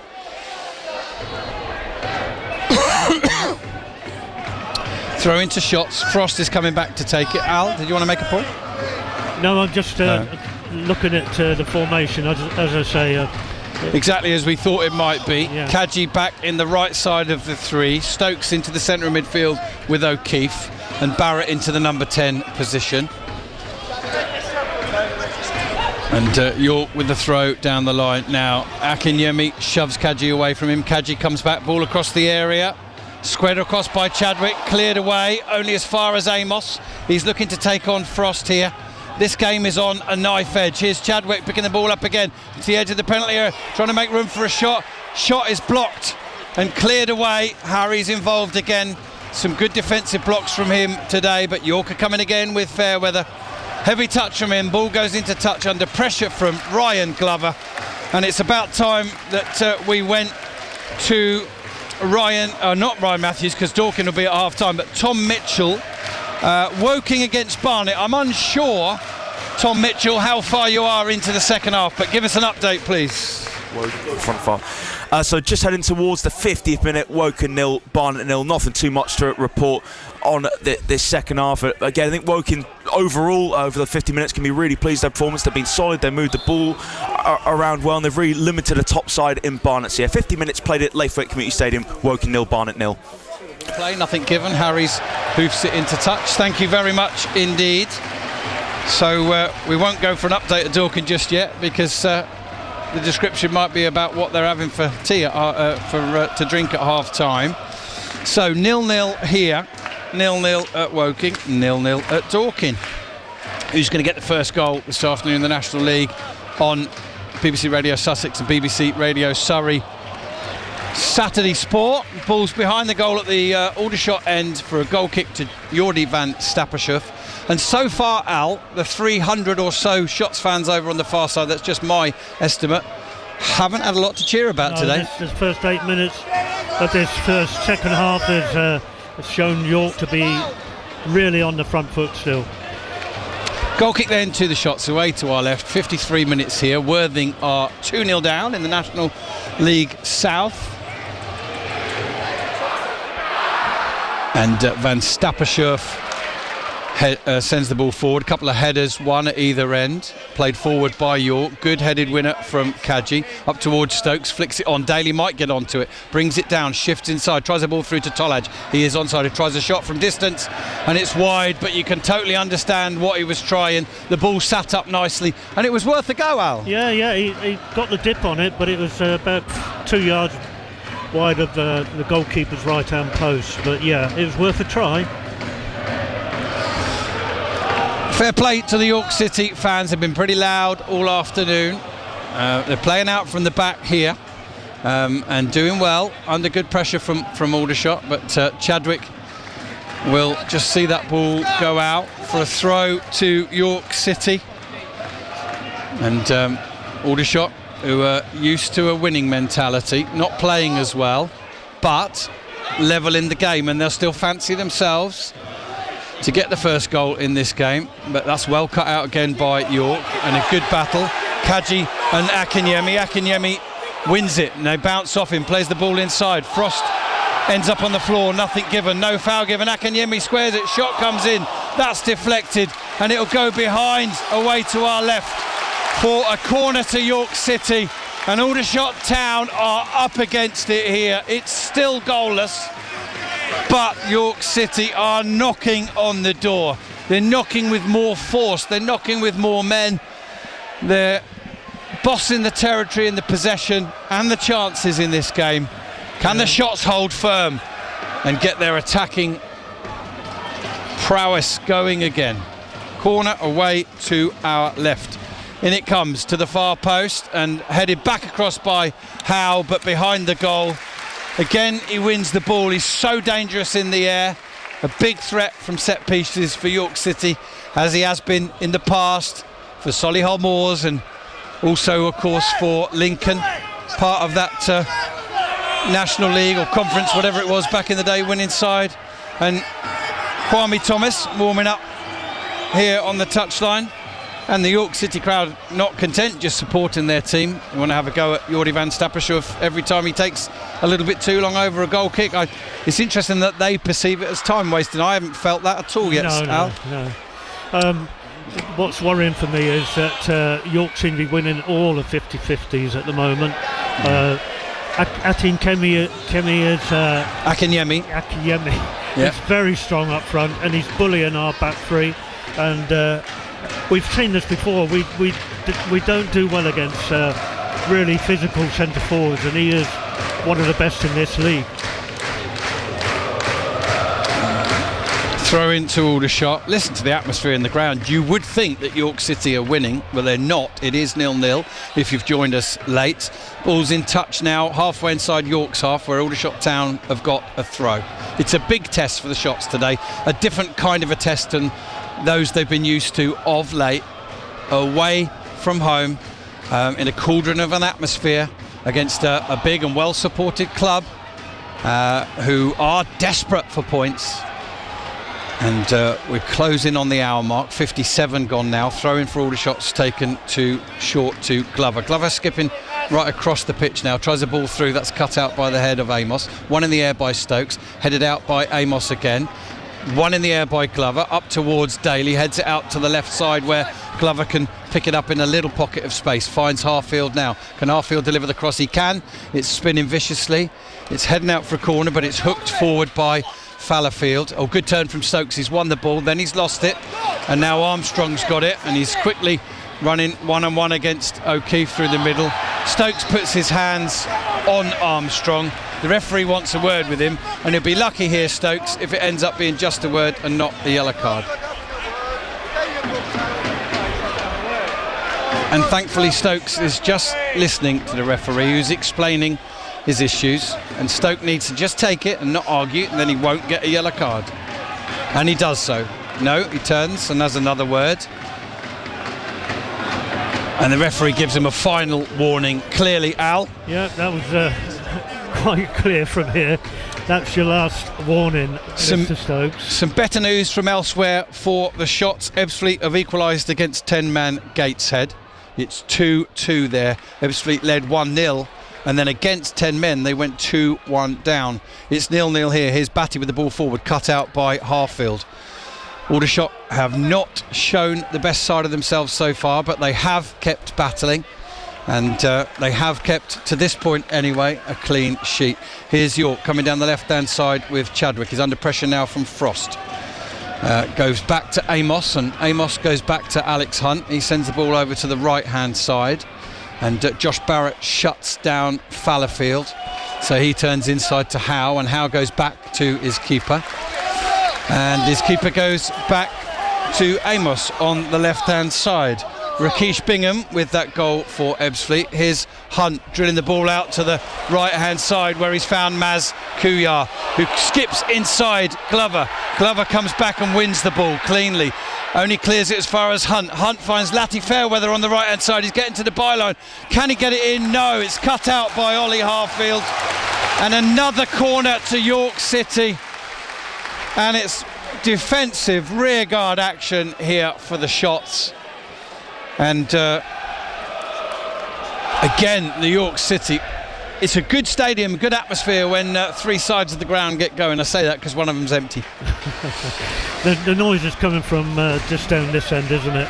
But the pressure is building. We've got to weather this storm. But Farnham still flying high at the top of their division. Dropped their first points of the season last week, but 3-0 up. Corner comes in from York, and it's hooked towards goal, but wide. And I think the effort might have come in again from Callum Howe, the skipper, the number 15, but for the first time today with his foot. He's certainly leading the way for York, isn't he? He's had a fantastic game, both offensively and defensively. He's the sort of player that you need when you're in a battle. I fully understand York City playing for their lives today. You know, indeed for them it may be too little too late this season, we'll have to see. But what has been disappointing is just the lack of cohesion in attack for Shots today. Up to this point, still they battle away. Offside, I think, given against Josh Barrett. Sorry, was it? I think it went out of play. Yeah. The ball had gone out of play before Harfield could play it forward. So you're absolutely right, it's going to be a throw-in. Oh, it got out of play on its way forward down the line from Harfield. Throw-in taken, and Adam Hinchelwood, the relatively new York manager, the third of the season, will be getting an indication today of what this place can be like for him when York City are on top. There's a nice touch from Stokes to find Barrett. He's coming forward now, plays a ball in, looking for Daly on the left-hand side. It looks a little bit heavy, but it's touched. Where is it touched? Is it run out of play? Is it a goal kick? Is it a throw-in? What is it, referee? I think it's a throw-in, is it? Oh no, it's a goal kick, sorry. No, I mean Barrett, first opportunity he's had to thread a ball in for Daly, and he overhit it. That's the bottom line. Just slightly. Daly's pretty quick, isn't he? And yeah, just slightly. I don't think it was that bad a ball. Not easy, is it, for someone like Barrett to come in and just find that touch. It's still 0-0 between Borehamwood and Aldringham. Another game that affects sides at both ends, but Borehamwood are now down to 10 players, having been shown a red card. Is the ball being battled for in the centre of midfield? York win it and send it out to the left-hand side to Amos. We still await the first goal. It could be so key today. Is Chadwick squaring it across? It's cleared away by O'Keefe. It's come back though, and taken by Chadwick on his chest into the penalty area, sent in by Kuyar and snaffled by Van Stappershoef. And well, I wonder what Tommy Witherington's thinking, watching on. Does he feel he's going to need to change something else? He's made one substitution already. Will he make further? We've got 28 minutes left. Ball down the line from Frost is cut out easily by Amos and sent forward. Harries will win that one in the air. It's flicked on by a York player inadvertently backwards, Batty, and he's fallen rather awkwardly. And well, the referee's given a free kick, has he, to York? Just a little nudge by Daly. Very little in that. No, nothing really, but he was right on the spot, so fair play to the referee. Hey, good afternoon to Gary Michael D, who's listening from Guildford with his wife Vanessa. Tough game today. He's pretty nervous, sat there listening in nervously in Guildford, but he's cautiously optimistic. And now at the other end, Frost is forced to touch it behind for a corner. Under pressure from Chadwick, and the Shots have got more defending to do. 7 corners now for York City this afternoon. And well, we're bemoaning shots profligacy and lack of their usual control and poise and grace and in attacking positions, but they're not getting much chance to attack at the moment. I think Tyler Frost has had a quiet game. He's not been able to get in the game, but sorry, off you go. Okay, corner comes in from the left-hand side and flicked on by Kadji. In just a moment or so, we're going to go to Woking. We've had the first goal of the afternoon on Saturday Sport. We'll let them just describe that goal to its fullest and then get their thoughts as the ball smashed into touch over on the far side for a Shots defensive throw. So the first goal of the afternoon on Saturday Sport today has come from Woking. Tell us about it, Tom Mitchell. Yeah, it's just come over the hour mark. It's gone in the favour of Woking. Kevin Burko, the loanee from Salford City, has put Woking in front. It was a cross-come shot from Kendall from the right-hand side, looped over the goalkeeper, hit the post. On the follow-up, I think it was Luca with a shot, denied by Keeley, but Burko ran onto the ball, smashed it into the back of net, and Woking lead by 1-0. Bromley and Barnett in that second and third position. Thank you very much. Good news there from Tom Mitchell. As Aldershot chase a lost cause over at the far end. Lati Fairweather sees it out, and it will be a goal kick to York City. Very nearly 65 minutes gone. With his thoughts on the second half so far, here's Alan Baldwin. Yeah, we can't get Tolaj into the game. Normally he's dropping off his back three and receiving the ball, turning sharply and making the play from deep. But he's not been in the game at all, really, has he? No. So York still haven't taken the goal kick, so just time for me to let you know that Worthing are still 3-0 down this afternoon. And us in the National League South, of course. Here in the National League, it's 5th place Shots battling against 23rd place York City. Frost with an agricultural clearance. Daly goes down. He thinks he's fouled, but he's offside anyway. And it will be a free kick to York City, who would undoubtedly be pleased with their performance, Al, and I'm sure their chances of survival would be improved by a point, but they will feel that they're worthy of all three and they'll be desperate for all three, and that might be where the Shots can strike if they keep calm, keep robust, and York get a little bit more and more determined to score late on. Here's a good ball into Akinyemi, who's had a great game today, holding the ball up. It's been won by Harries and O'Keefe, but illegally so. And it's a yellow card for dissent for Josh Stokes. I don't think Stokes was the one who fouled, was he? No, so he must have complained at the decision. He said something. He felt that Akinyemi went down very easily. The foul surely was either O'Keefe or Harries from behind Harries, him. yeah, no need for Stokes to get involved at all. Harries was pushing Akinyemi a little bit, but you'd get away with that 9 times out of 10. And Stokes complained. He shouldn't have said anything. And he's got a yellow card for his troubles. We can ill afford all these yellow cards. I've been saying it for weeks. It's the one major gripe about Aldershot Town is the amount of silly yellow cards and red cards as well. Here's Batty clipping the free kick in over the top, one in the air well by Glover, but he can only head it straight to Marvin Armstrong, who's taken it down under control well, and Glover dived in and made contact right on the edge of the penalty area with the referee well positioned. In the end, it's gone behind for yet another corner for York City this afternoon, their 8th of the match. Yeah, and he had to get that right, because it was, if not inside the area, it was right on the edge, wasn't it? last year, the Shots led here and then went 2-1 down, but got an equaliser late on from Tyler Frost. And Tommy Whittington sensing that he needs a little bit more physicality there. He needs the ball holding up top, because Aldershot just aren't doing it in attack this afternoon. And off comes James Daly. So that'll be a straight swap at the top. Your thoughts on that one, Alan Baldwin? Yeah, well, James, like Tolaj, has not really influenced the game, and I think he's struggled to get any space at all up front. So I think that's a good move. OK, we'll get our first update in just a minute from the second half at Dorking. A reminder that that one played, I think, 12 or 13 added minutes at the first half. 0-0 when we last heard, but corner here to York, who are still goalless. Howe gets the header in, headed away by O'Keefe. Shot comes in, well blocked by Cian Harries again. Yeah. That's the third or fourth time today he's read shots from inside the area and blocked them. Here comes another cross into the box from York City, and the header's on target and brilliantly pushed wide by Jordy van Stappershoef. And it was Ryan Fallowfield who scored in that game against Aldershot here last season with the header. Terrific save from Jordy van Stappershoef. And another corner to follow, the 9th of the afternoon from York City. So stay with us here where this one's on a knife edge, and we'll get an update from Dorking in just a moment. Fallowfield himself is going to take the corner, right-footed. One arm up in the air, in it comes, right under the bar, and Van Stappershoef, unchallenged, but coming right under the bar, double fists it back over for York City's 10th corner of this game. He wasn't marked at all, so he could have just caught it, but I think he'd made his mind up early to show certainty. This corner's taken short from Fallowfield into Chadwick. Back to Fallowfield now. Frost has nicked it and won it, and he's into possession now. Chasing up the right-hand side. A desperate attempt from behind to chop him down. And the referee's seen that, and he didn't make contact, but still it has to be cynical. It has to be a yellow card for me.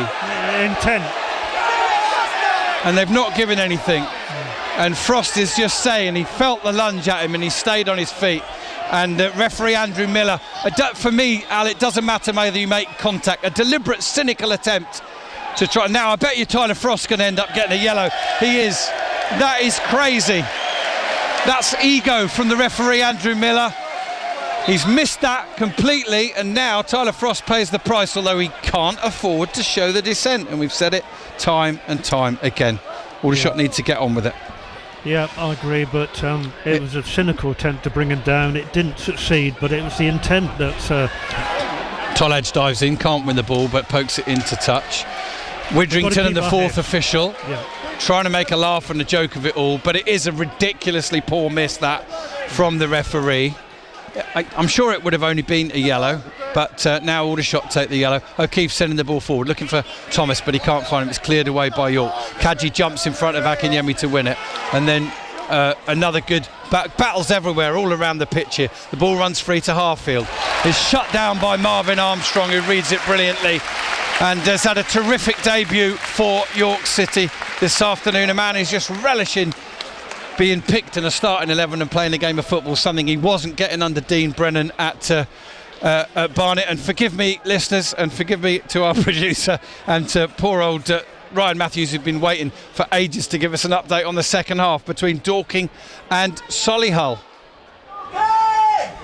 It is still 0-0 here as we approach the hour mark in this delayed second half due to that incredible amount of added time at the end of the first half. It's kind of evolved into much more of a end-to-end affair here. Both sides have had chances, but no one has managed to convert as of yet, as Sabara plays the ball through for Campbell. Campbell's in here and strikes, and there's the goal. Just as I said, neither side had converted. Tavon Campbell puts the finishing touch on an incredible move in the centre-right channel of the Dorking Wanderers half for Solihull Moors. One-touch football, releasing Tavon Campbell to strike right-footed across the goal into the bottom corner, meaning that it is Solihull Moors 1, Dorking Wanderers 0 on the hour. Great stuff there, Ryan Matthews. So we've had a first goal at Dorking. And there's a ball straight through the middle. Is Akinyemi offside? Nothing's been given. Yes. Now it has. And the offside flag comes to Aldershot Town's rescue. But they're living very dangerously. Maidenhead have pulled a goal back at Dagenham and Redbridge. And poor news for Dorking Wanderers. Ball over the top. Frost chasing. It's a little bit too straight. It'll go all the way through to Rory Watson. But he sends it out. Kadji wins in the air. Tollage takes it down, touches it to Barrett. That's a good bit of quality. Finds Frost on the right-hand side. He's running towards the edge of the penalty area now. Squares it. Shot. Oh, brilliantly tipped over the bar. And Josh Barrett has denied his first Aldershot Town goal in the 73rd minute. Terrific move from the Shots on a day where they have been few and far between. It remains 0-0, but terrific effort from Josh Barrett. And great save from Rory Watson. Alan Baldwin. Yeah, great play by Tolaj initially. Then Tyler Frost was sent away, pulled it right back to the penalty spot first time shot from Josh Barrett, but it was tipped over. It's straight down the throat of the keeper, to be fair, but another day that would have been in. Okay, while Al pins down his paperwork here in the ever-increasing breeze, Aldershot taking the corner short. Frost sends it in, headed away by Callum Howe. Frost sends it back in, only as far as Howe. Howe volleys it straight down the middle, and Harfield will go back all the way to Jordi van Stappershoef. Well, Aldershot Town in 0-0 shocker here at the LLER Stadium at York, but that may change. Here's Barrett picking up the ball and going through to the penalty area now, holding the ball up. Good skills from him, and it's towed behind for Aldershot's first corner of the second half. Just 4 this afternoon. They've been 10 for York. Sorry, they've just had one, haven't they? 5th corner of the afternoon, and it's still showing the fight. Come on, Aldershot, we can hear from over the far side. Very few times today we've heard that, Al. It's probably not because they've not been singing, but it's because the York City fans have been so loud. And because they've not had much to sing about, to be fair. I mean, absolutely. We've not been in this game much at all, and the last 5 minutes have been a little bit better. Let's hope we can continue. Altrincham are doing it on the road again, away to Boreham Wood. Solihull ahead. Corner comes in, flicked on to the edge of the area. We'll find Josh Barrett. He pings it out to the right-hand side. It's a bit too heavy and fast for Glover to get onto it. Rochdale have gone 3-1 up in the game against Eastleigh. But here at the LNER Community Stadium in York, 75 minutes have now elapsed and we still await the first goal. York City have been excellent on the day, and credit to Aldershot for not conceding. Defensively, Cian Harries particularly has been very, very good with 2 or 3 key blocks inside the area. And we've had at least one terrific save from Jordi van Stappershoef. There's Kadji winning it in the air. Stokes playing it forward. The ball's bouncing into touch. Stokes, along with Frost, are both on yellow cards now. Good battle between Akinyemi and Kadji. He still prevails. Akinyemi sends the ball out to the right side to Lati Fairweather. Ball exchanged 1-2, back out to the right hand side now, and another cross coming in to the far post. Van Stappershoef rises and takes it off the head of Akinyemi, and he could have bowled it straight out to Josh Stokes, but he elects to just calm things down and take the sting out of it. It's probably time that we went and got another update from the Woking and Barnet game. If we can get an update please from Tom Mitchell. It is Woking 1, Barnet 0 here, Rob. 73.5 minutes played, and not really too many clear-cut chances since you were last with us, although just a moment ago a short corner's played from Curtis Edwards and Charlie Kendall struck over the bar, but really Woking defending really well. Barnet can't really have any room to try and play their football. So yeah, just over a quarter an hour left here at the Laythwaite Community Stadium. It's Woking 1, Barnet 0. Thank you very much, Tom. So Woking ahead, and Dorking were behind, but they may not still be the case. Ryan Matthews.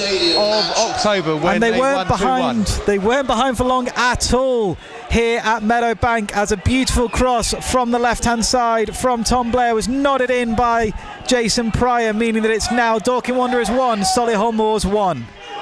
Thank you very much indeed, Ryan Matthews. So 13 minutes left here. It's goalless, but it's 1-1 between Dorking and Solihull, and it's 1-0 to Woking against Barnet. And so elsewhere the results are mixed, largely favourable for the shots with there's Akinyemi fouling, and it looked like he got through again. But Solihull and Gateshead are only drawing, and Barnet are losing. Could yet prove to be a very useful point in a 0-0, Al. What are your thoughts? No reason why the shots can't... Gary Redwood used to say never underestimate a point, and I think today we don't deserve anything more, to be honest. No, I'd agree with that. You may have heard the attendance this afternoon announced. I didn't catch that, but what I did catch... 4309. Sorry? 4309. 4309 with 361 Aldershot Town fans. Yeah, good turnout. And Glover's taking a throw now in front of that 361. Magnificent effort. Is towards Barrett, who's chasing it. He won't get there though, because Howe clears it up in the air. It's caught, or just dropped I think, by an Aldershot supporter who very quickly retrieves it and gives it back to Harfield. And to be interesting to see what further substitutions, if any, are made. There's a throw in taken quick. Stokes has got it in the central position. spreads it out to Kaji, and out to Frost on the right hand side. Tries a little trick, he's into the penalty area, gets to the byline and keeps it in, goes back to Stokes. A little shimmy, doesn't quite pull it off, and York come away with it. No, Frost has won it back. Frost squares it to Barrett. Barrett looks to send it back to Stokes, and it's a little bit too strong. And I do feel for Barrett, it's difficult coming on, isn't it? As he has done, but he's had opportunities to play 2 or 3 killer passes and they haven't quite come off, Al. Yeah, but the good thing is he's seen the pass, he's seen the vision there. You know, he's got his head up and he knows what he wants to do. It's just been a bit overhit, that's all. And that could be lack of mat practice. Chris Clark's goal at Altrincham is getting them right back into the playoff picture, particularly on a day where others above them are not winning. Here's a play on, and here's Barrett with another opportunity. This time he threads the ball to Kwame Thomas out in the left channel. He'll have to track it down a little bit. Again, it was a little bit too heavy. Back to Glover. Glover receives the ball. He's running towards the penalty area. Ball comes off of a York player and then back off Glover and goes behind for a goal kick to York. We're into the 80th minute, and I think is that another substitution being prepared? It is. We're going to see Hadi Gandour coming on for the Shots. Of course, we still await his first goal in Aldershot Town colours. He's had a wretched season as far as injury is concerned, but pretty prolific on a loan spell at Farnborough where he scored 6 times. I think it might be Stokes coming on. It is Josh Stokes who's going to come off. He's on a yellow card, but definitely an attacking substitution from Tommy Widrington. We'll wait and see what changes are made. Harfield sending the ball forward. Great win in the air by Kwame Thomas, but he's going to have to chase his own header now. Fallowfield will watch it trickle into touch. Is a throw in down by their own corner flag over on the far side in front of the Shots fans. And so we've had to wait a long time for the goals in our Saturday sports show this afternoon, but we've now had 2 at Dorking, where Solihull took the lead and Dorking levelled pretty soon afterwards. And Woking, of course, holding on to a precious 1-0 lead against Barnet. Not such good news in the National League South today, where Worthing are behind and so are Eastbourne. But we are now going to see Hadi Gandour coming on for the Shots. And it's Lauren Tolaj who is coming off. Not a substitution you often see when Aldershot Town need a goal. He did have number 10 on that board originally, so he's sponsored by Middleton. He did have the number 10. Yeah. So they decided not to change the shape at all, and maybe the fourth official just had the wrong number anyway. Could be. It could well be the case. But Shots have a throw in, and I wouldn't say they're totally into game management time now, but they have a point, and they need to make sure they hold on to that as a minimum. After 3 consecutive wins, a point today would take them to 10 points out of 12. And in a cauldron of an atmosphere where York are absolutely desperate for all 3 points, it would represent a decent point on the road. The Shots, though, still hoping and pushing for more. Here's Kaji. It's going to clip a ball into the penalty area now. Thomas gets the flick on, but it's cleared away by Fallowfield. It's spinning viciously. It's landing down around the edge of the area. One in the air again by... Oh, what an effort! And just over the bar, a terrific effort from Josh Barrett. Athletic scissor kick, and it wasn't far over the bar. Alan Baldwin. Yeah, I mean, it was playing a bit of pinball in the York penalty area, and it came to Barrett just about on the penalty spot, and he tried a scissor kick, and it was not that far away from this angle. Goal kick then to York, taken now, drilled straight down the middle. Harry's favourite to win it, and he does. And Fairweather sends the ball down the right side, but Harfield's quickly there and sends the ball back to Van Stappershoef. One touch, now he sends it forward. Glover flicks it on, bounces awkwardly and drifts into touch. Throw in to York City. And we're going to see another substitution now. Kevin Castro coming on for York City, the number 10. And going off for them is the number 36, Thierry Latti Fairweather. So there's your responsive attacking substitution for the home side, Al. Yeah, they're going for it, aren't they? Defensive midfielder or right hand side of the battery. Middleton, substitution for the Minstermen, number 10 Kevin Castro, replacing 36 Thierry Latti Fairweather. So there might be a bit of a formation change. I think he'll be an attacking midfielder, so perhaps... yeah, it looks like Chadwick's come out to this right side as well. So one of the other midfielders being sent out to do the left wing back one.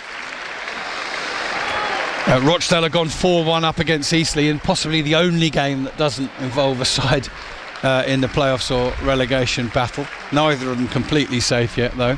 Harries cuts that attack out and smashes it into touch. And we are very nearly through 84 minutes, listeners. And it remains goalless here. And one of the York players, Amos, coming over to find out exactly what the shape is now with that substitution.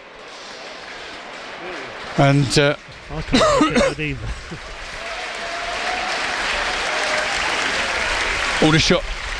Aldershot have won it but given it away again. Cross comes in, bounces once into the midriff of Geordie van Stappershoer. Farnham are now 4-0 up and out of sight in their home game. Kwame Thomas holds the ball up. He's fouled as well by Chadwick, and it'll be a free kick to Aldershot. Kaji wants to take it quickly from the wrong position, albeit 20 yards behind. Stokes then grabs the ball and takes it. The Shots players out there clearly feel that they can still win this one. They do have to safeguard, of course, the point as well. So stick or twist for the Shots. Thomas jumps athletically, is fouled again from behind by Fallowfield, and it's good to see Kwame Thomas getting a couple of free kicks, because he rarely gets any joy from referees, Al. Yeah, it was a bit theatrical the way he went down, but it was a foul.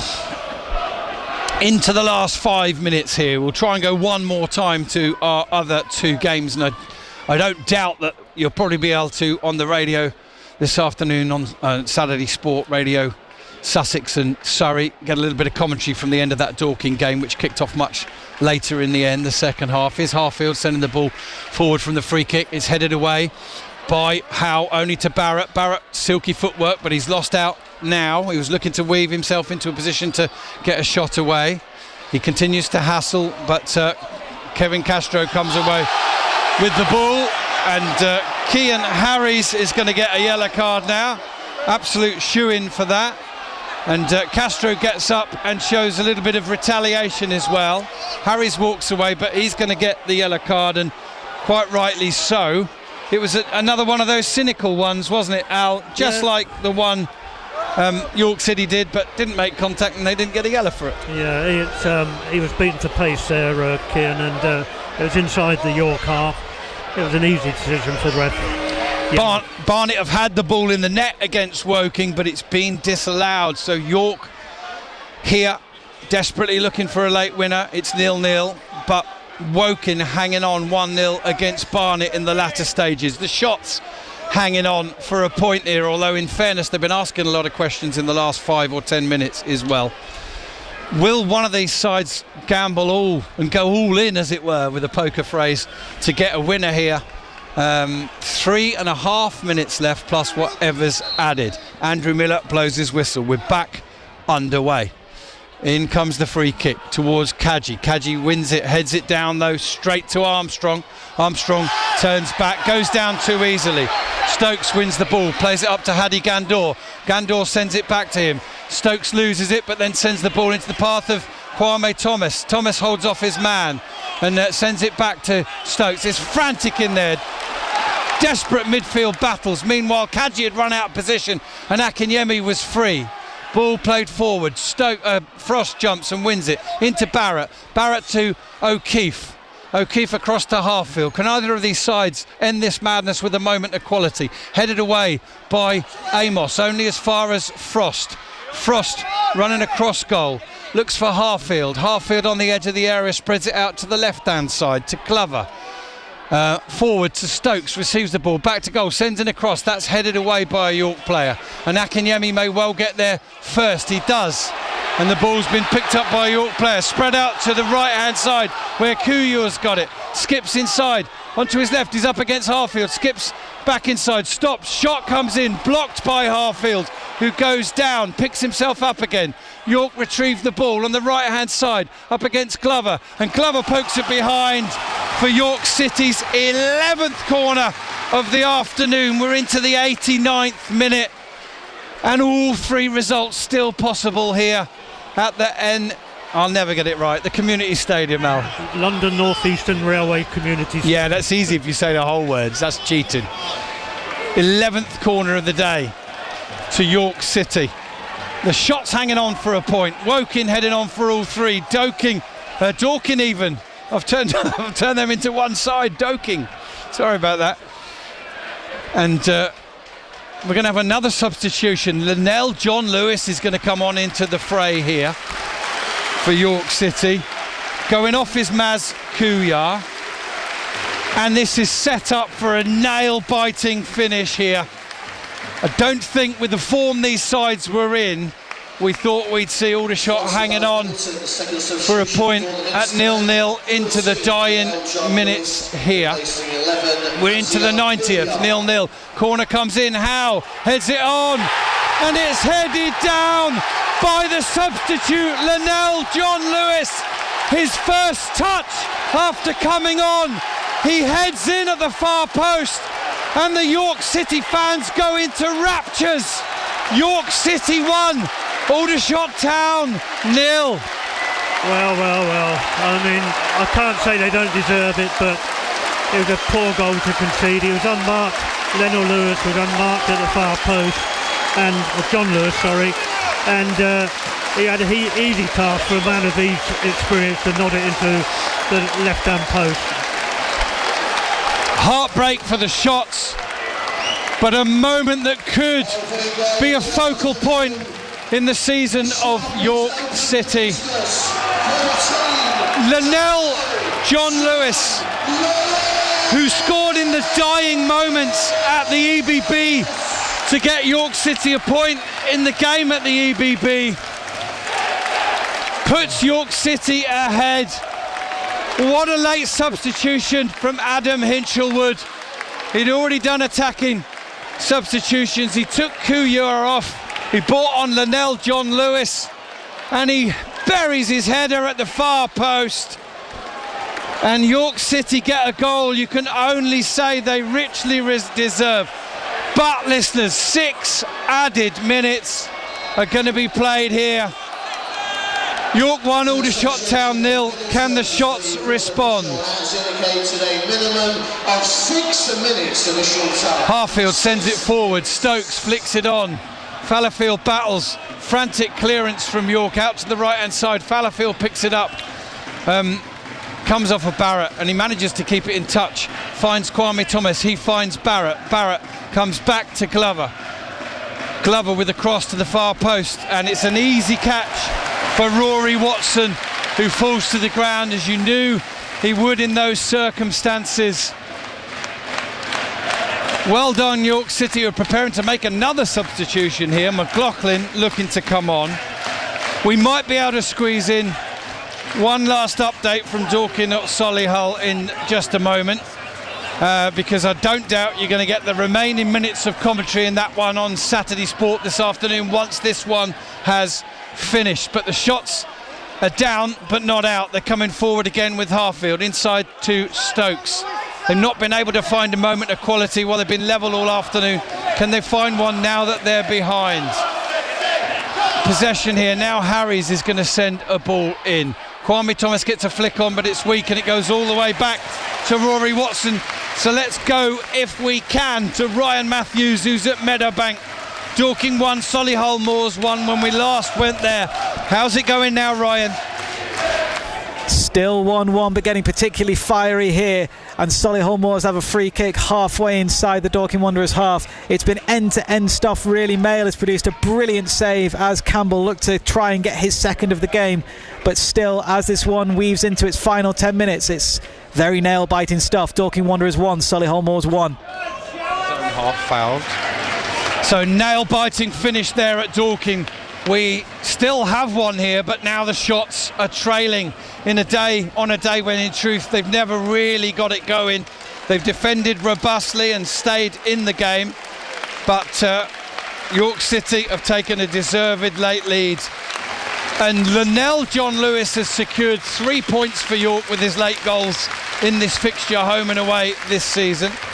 Alex Hunt is coming off for York. The very experienced McLaughlin is coming on to steady the ship. Replacing 29, Alex Hunt. Harfield takes the free kick short. We're in the 94th minute of a minimum of 96. He gives it to Glover. Glover back to Harfield. Harfield sends the cross in. Headed away by Linnell. John Lewis, the scorer of that York City goal. Huge leap by a York City player to win the ball, and he's deemed to have been obstructed, and he's fouled, and it's a free kick to York City, who have 1-0. And it is that man who's down over on the far side. I don't know how they've got 90 minutes out of him, but he has been superb, Marvin Armstrong. In a couple of minutes, Al, you're going to get to name the Aldershot Town man of the match this afternoon, and I don't envy you. It's been difficult in recent weeks because they have been so good. Today, unfortunately, it's going to be a hard job for other reasons. Here's Watson with a huge goal kick, flicked on by Akinyemi, and to Akinyemi, who is offside. He has to have been offside, but it wasn't given. And Kadji gets involved, deflects it behind for a corner to York City. But that was blatantly offside, Al. I thought that was. I mean, the linesman was in a good position. I don't know how he thought that was offside. Matters not in the scoreline of the game. Farnborough 0, Aveley 1 in the National League South. But York are 1-0 up. They got the ball at the right end. They've got their 12th corner of the game. And they are desperately close to a first win in 9 games in the National League. They're holding the ball up now. The ball's gone behind, and the referee gives them a 13th corner of the afternoon. And barring something incredible in the final minute here, the shots are going home to North East Hampshire with absolutely nothing. No goals, which is quite rare in this season, and no points. Barring a late miracle. Akinyemi. The ball goes into touch. Throw in also given to York, even though I must admit I thought that was a shot's throw. They'll take their time. They won't even chase the ball. So as soon as this done, we'll get wrapped up quickly, and we'll get quickly back to the studio. I'm sure we're going to hand over to Ryan at Dorking, but we're in the dying seconds. The ball's thrown in. Harry's holding Akinyemi. Harfield's won it. He finds O'Keefe. O'Keefe spreads it out to the left side to Glover. We've got 10 seconds left plus whatever Andrew Miller adds on. Gandor comes forward, but he's lost the ball. And here comes Armstrong picking the ball up again. The shot's on the back foot. Armstrong running towards goal. Riding his luck. Kadji comes away with it. Sends it forward down the right side for Thomas. Takes it down. Sends it inside to Stokes. Stokes lifting the ball over the top for Gandor to chase. Cleared away into touch by Watson.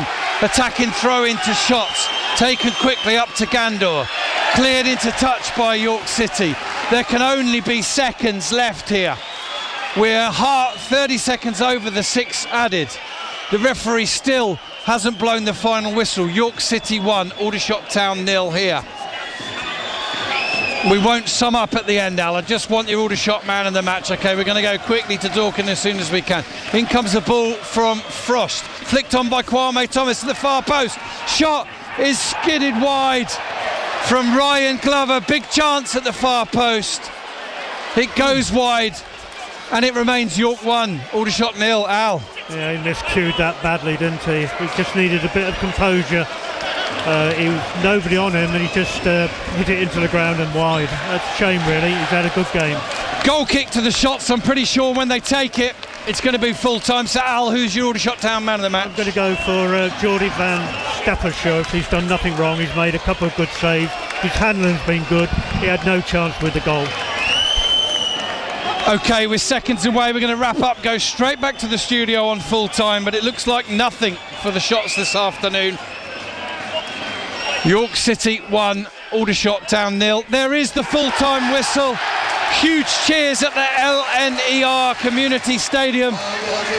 And York City have won for the first time in 9 games. The shots with nothing on the road today. Back to you, Conor Mosley. Thank you very much. Disappointment then this afternoon at the York City Stadium. York beating Aldershot by a 1-0. Rob and Alan, thank you so much for your coverage of that one. Tell you what we'll do. Before we get a full-time score from Woking, we'll head straight to the Combined Counties Premier Division South. Farnham Town on that unbelievable winning run. Then they had that draw last week. Are they back to winning ways over AFC Croydon, George Baines? They are, Conor Mosley, thank you very much. And yes, it has ended up here at the Memorial Ground. Final score of Farnham Town 4, Croydon Athletic 0. As I say, Croydon managed by the ex-Aldershot manager Jermaine McGlashan, who I'll try to get a word with shortly on that performance. They didn't do too badly, Croydon, in all aspects, to be quite honest. You can see why they are up near where they are in the table, up near the playoffs. But Farnham really just had too much quality for them on the day. The second 2 goals, 2-0 in each half, essentially making it 4-0 at full time. I'll say the third goal, Owen Dean actually getting a hat-trick, the Farnham player, who's not actually scored for a very long time, and then all of a sudden he gets a hat-trick today. The third goal, ball was played into the box on the right-hand side. Dean Rule had the first shot, chipped the goalkeeper from a really, really tight angle, actually, from where we're sitting. Very difficult to see how he got it in, but it hit the far post. They seem to be hitting the woodwork from all angles today, actually, Farnham. They hit the bar and both posts, I think, in either half. Then it bounced back for Owen Dean to head it home essentially into an empty net. That was 3-0 after about 6-7 minutes of the second half, and then approaching the half-hour mark, or the hour mark rather, in the second half, Farnham won a penalty. This time they converted it. It was Jack Dean, who's the right back, wriggled into the right-hand side of the box, brought down. The linesman actually gave it. The ref wasn't going to, but the linesman flagged for what apparently was a clear foul from the folks next to me up here. Ryan Kinane was going to take it, the centre-back, but it ended up being Owen Dean to complete his hat-trick. The pressure was on him a little bit, but he showed no pressure, stuck it away into the bottom left-hand corner. Keeper almost getting there, and what a fantastic day for Owen Dean, seeing Farnham win 4-0. Those two in the first half, Owen Dean with the first and Lewis Flatman with the half volley, which was probably the most spectacular of the 4, to be honest. Owen Dean's first was from a rebound from Flatman, the second one was from Flatman himself, and that's 3 points. It's ended up with 3 points of the 13 that Farnham needed to seal the title, Connor. So it's ended up Farnham 4, Croydon Athletic 0, and that means only 10 more points needed for the league. Thank you very much, George. We'll go then straight now to the Laithwaite Community Stadium, Woking and Barnet. Tom Mitchell. Oh, what an incredible win for Woking. They've beaten Barnet by a 1-0 here at the Laithwaite Community Stadium. It was a pretty tight first half, not too many clear-cut chances. Probably the best effort came on the volley from Jerome Okimo, well saved from Willie Askeline. And Woking got themselves into some good positions, but just didn't have any final product. But the final product from Woking came in the second half to get that winning goal. It was a cross-come shot from the right-hand side from Charlie Kendall, looped over Barnet goalkeeper Josh Keeley, came off the post. I think it was Jane Luca came steaming onto the ball. His shot was denied from Keeley, but the third attempt for Woking, Kevin Burko, the loanee from Salford, the left wing back, ran onto the ball, and only his second appearance for Woking, his home debut today, smashed it into the back of the net. There was a scare for Woking in the last 10 minutes. Kabamba headed into the back of the net, but the offside flag went up, and Woking defended excellently, really limited the top side in Barnet, and now Woking, as it stands, are 14th in the table. They've got a crucial 1-0 victory, and now they can really start looking up the league. Again, safety obviously hasn't been confirmed, but this is an almighty step that Michael Dawes men have taken. What a turnaround it's been under Michael Dawes as well. So full-time here at the Laithwaite Community Stadium, Woking 1, Barnet 0.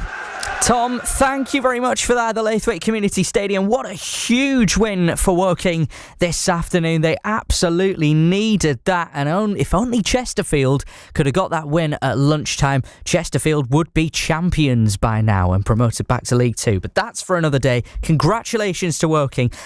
Before we go to Dorking Wanderers, they're still playing against Solihull Moors. We'll go straight to Priory Lane. Eastbourne Borough have been in action, and they were looking for the points against Taunton Town, Kevin Anderson. Oh, it's been a cracking afternoon here, and everybody's happy because Eastbourne Borough have got themselves 3 vital points against the visitors Taunton Town. Taunton themselves are in the relegation mix, and it was a very much deserved victory for the home side. They were 1-0 up at half-time through an absolutely super goal just about 10 minutes before half-time from substitute. And I've lost his name. No, he's not a substitute at all. They then had a lot of defending to do at the start of the second half, and they stood up to it rather well, but Taunton didn't look a lower table side then. They were pressing hard, and it's a very open game. In fact, Borough, I think by choice, went for a long ball game more so than playing through, and they should have got reward several times but missed some chances. The final word went to Yaya Bamba, the man who's become the new crowd idol. Second minute of stoppage time, raced through from the halfway and planted it into the corner past the keeper. 3 precious points, as I say, and Eastbourne are actually looking up the table. Kevin, thank you very much for that at Priory Lane. Massive 3 points this afternoon and 2 goals at home to Taunton Town. The Eastbourne fans will be absolutely loving that. Let's go then to our final match, still playing. That is because of 12 minutes of injury time in the first half. I'm sure there's been some added in this second half as well. Let's go to Meadowbank. Dorking against Solihull Moors. 1-1 the last time we spoke to Ryan Matthews. Still 1-1 here into the 92nd minute. Only 3 added on, but there's another injury here, so there's going to be injury time to the injury time. Dorking Wanderers could well have won it a minute ago. It was clipped in by Frankham looking for Charlie Carter. He nodded it into the ground and somehow contrived to miss. But there is an injury here for a Dorking Wanderers player following the concession of a free kick. Yes, Bobby Joe Taylor's gone down, and immediately the one of the Solihull players signalled to the bench that it was a head injury that he sustained. Of course, we've had more than our fair share of head injuries this afternoon. The third one, I think, from memory, with Beck, Hollis and now Bobby Joe Taylor, to add to the ankle or leg injuries that Whitmore and Stevens picked up in the first half. But yeah, this is going to add on more time to the more time. Yeah, it's been a real it's been a real battle here at Meadowbank so far today. I don't think there's been a great deal of quality aside from the goals themselves, in truth. It's been a real battling performance, both from Dorking to repel Solihull Moors. Yeah, no, it's been very much a stop-start game throughout the whole 90 minutes. Just reminds me of driving around the M25 when it's open, actually, particularly around Junction 10 with the Wisley turn off, to be precise. But yeah, it's one of those days where free-flowing football hasn't been observed by any of the fans. It's not been the order of the day, has it, really? Bobby Joe Taylor still receiving treatment, and he's been patched up nicely again. Both he and Hayden Hollis now both wearing very sporting big gauze bandages. And he gets a round of applause by everyone, and a tap from one of the Solihull Moors players as he goes off. But he'll be back on in a moment. But yeah, he's got that nice little patch on his forehead. Solihull Moors free kick now. Drifted towards the far post, looking for Beck. It's headed away well by Pryor, and then once more by Mewett. It's dropping to Shade, though. We're beyond the 3 minutes of added time. It's cleared by Mewett once again over the halfway line. Hayes stepping up into the centre of the Solihull Moors half, kicks it long out towards the right, looking for Campbell to try and hold it up, which he doesn't quite manage to do. Labardi's challenging for it. It's cleared away by Dorking once again. Looks as though he hurt himself, McManus, making that clearance. Solihull Moors bomb it forward again. It's Campbell on the edge of the box, goes down under the challenge. More deflections and trying to scramble away, but it's dropped towards Maycock, 20 yards from goal. Cleared away once again by McManus. He's the action man in the midfield for Dorking Wanderers at the moment. But it's going to be a throw-in for Solihull Moors on this near side. Added time to added time to added time. We're nearly 95 minutes gone here. And that is the last action of a particularly pulsating but not very quality-filled game of football here at Meadowbank. It's 1-1, it finishes. A fantastic goal by Tavon Campbell after 60 minutes following a free-flowing bit of football for Solihull Moors. Lovely one-touch passing play. He slotted it right-footed across Harrison Mayall's goal into the bottom corner. Only 4 minutes later, though, Dorking got themselves back on terms. It was a brilliant cross from the left-hand side from Tom Blair, right-footed to find Pryor free in the Solihull Moors box as he nodded past Nick Hayes. And to be honest, Dorking Wanderers could have won it deep into stoppage time. Towards the end of the game, Frankham drifted the cross into the 6-yard box. Carter was there unmarked. He nodded it down into the floor, but somehow not into the back of the net. Finished here. Dorking Wanderers 1, Solihull Moors 1. Ryan Matthews, Bob Papworth, thank you very much. At Meadowbank, Dorking 1, Solihull Moors 1 is the full-time score there.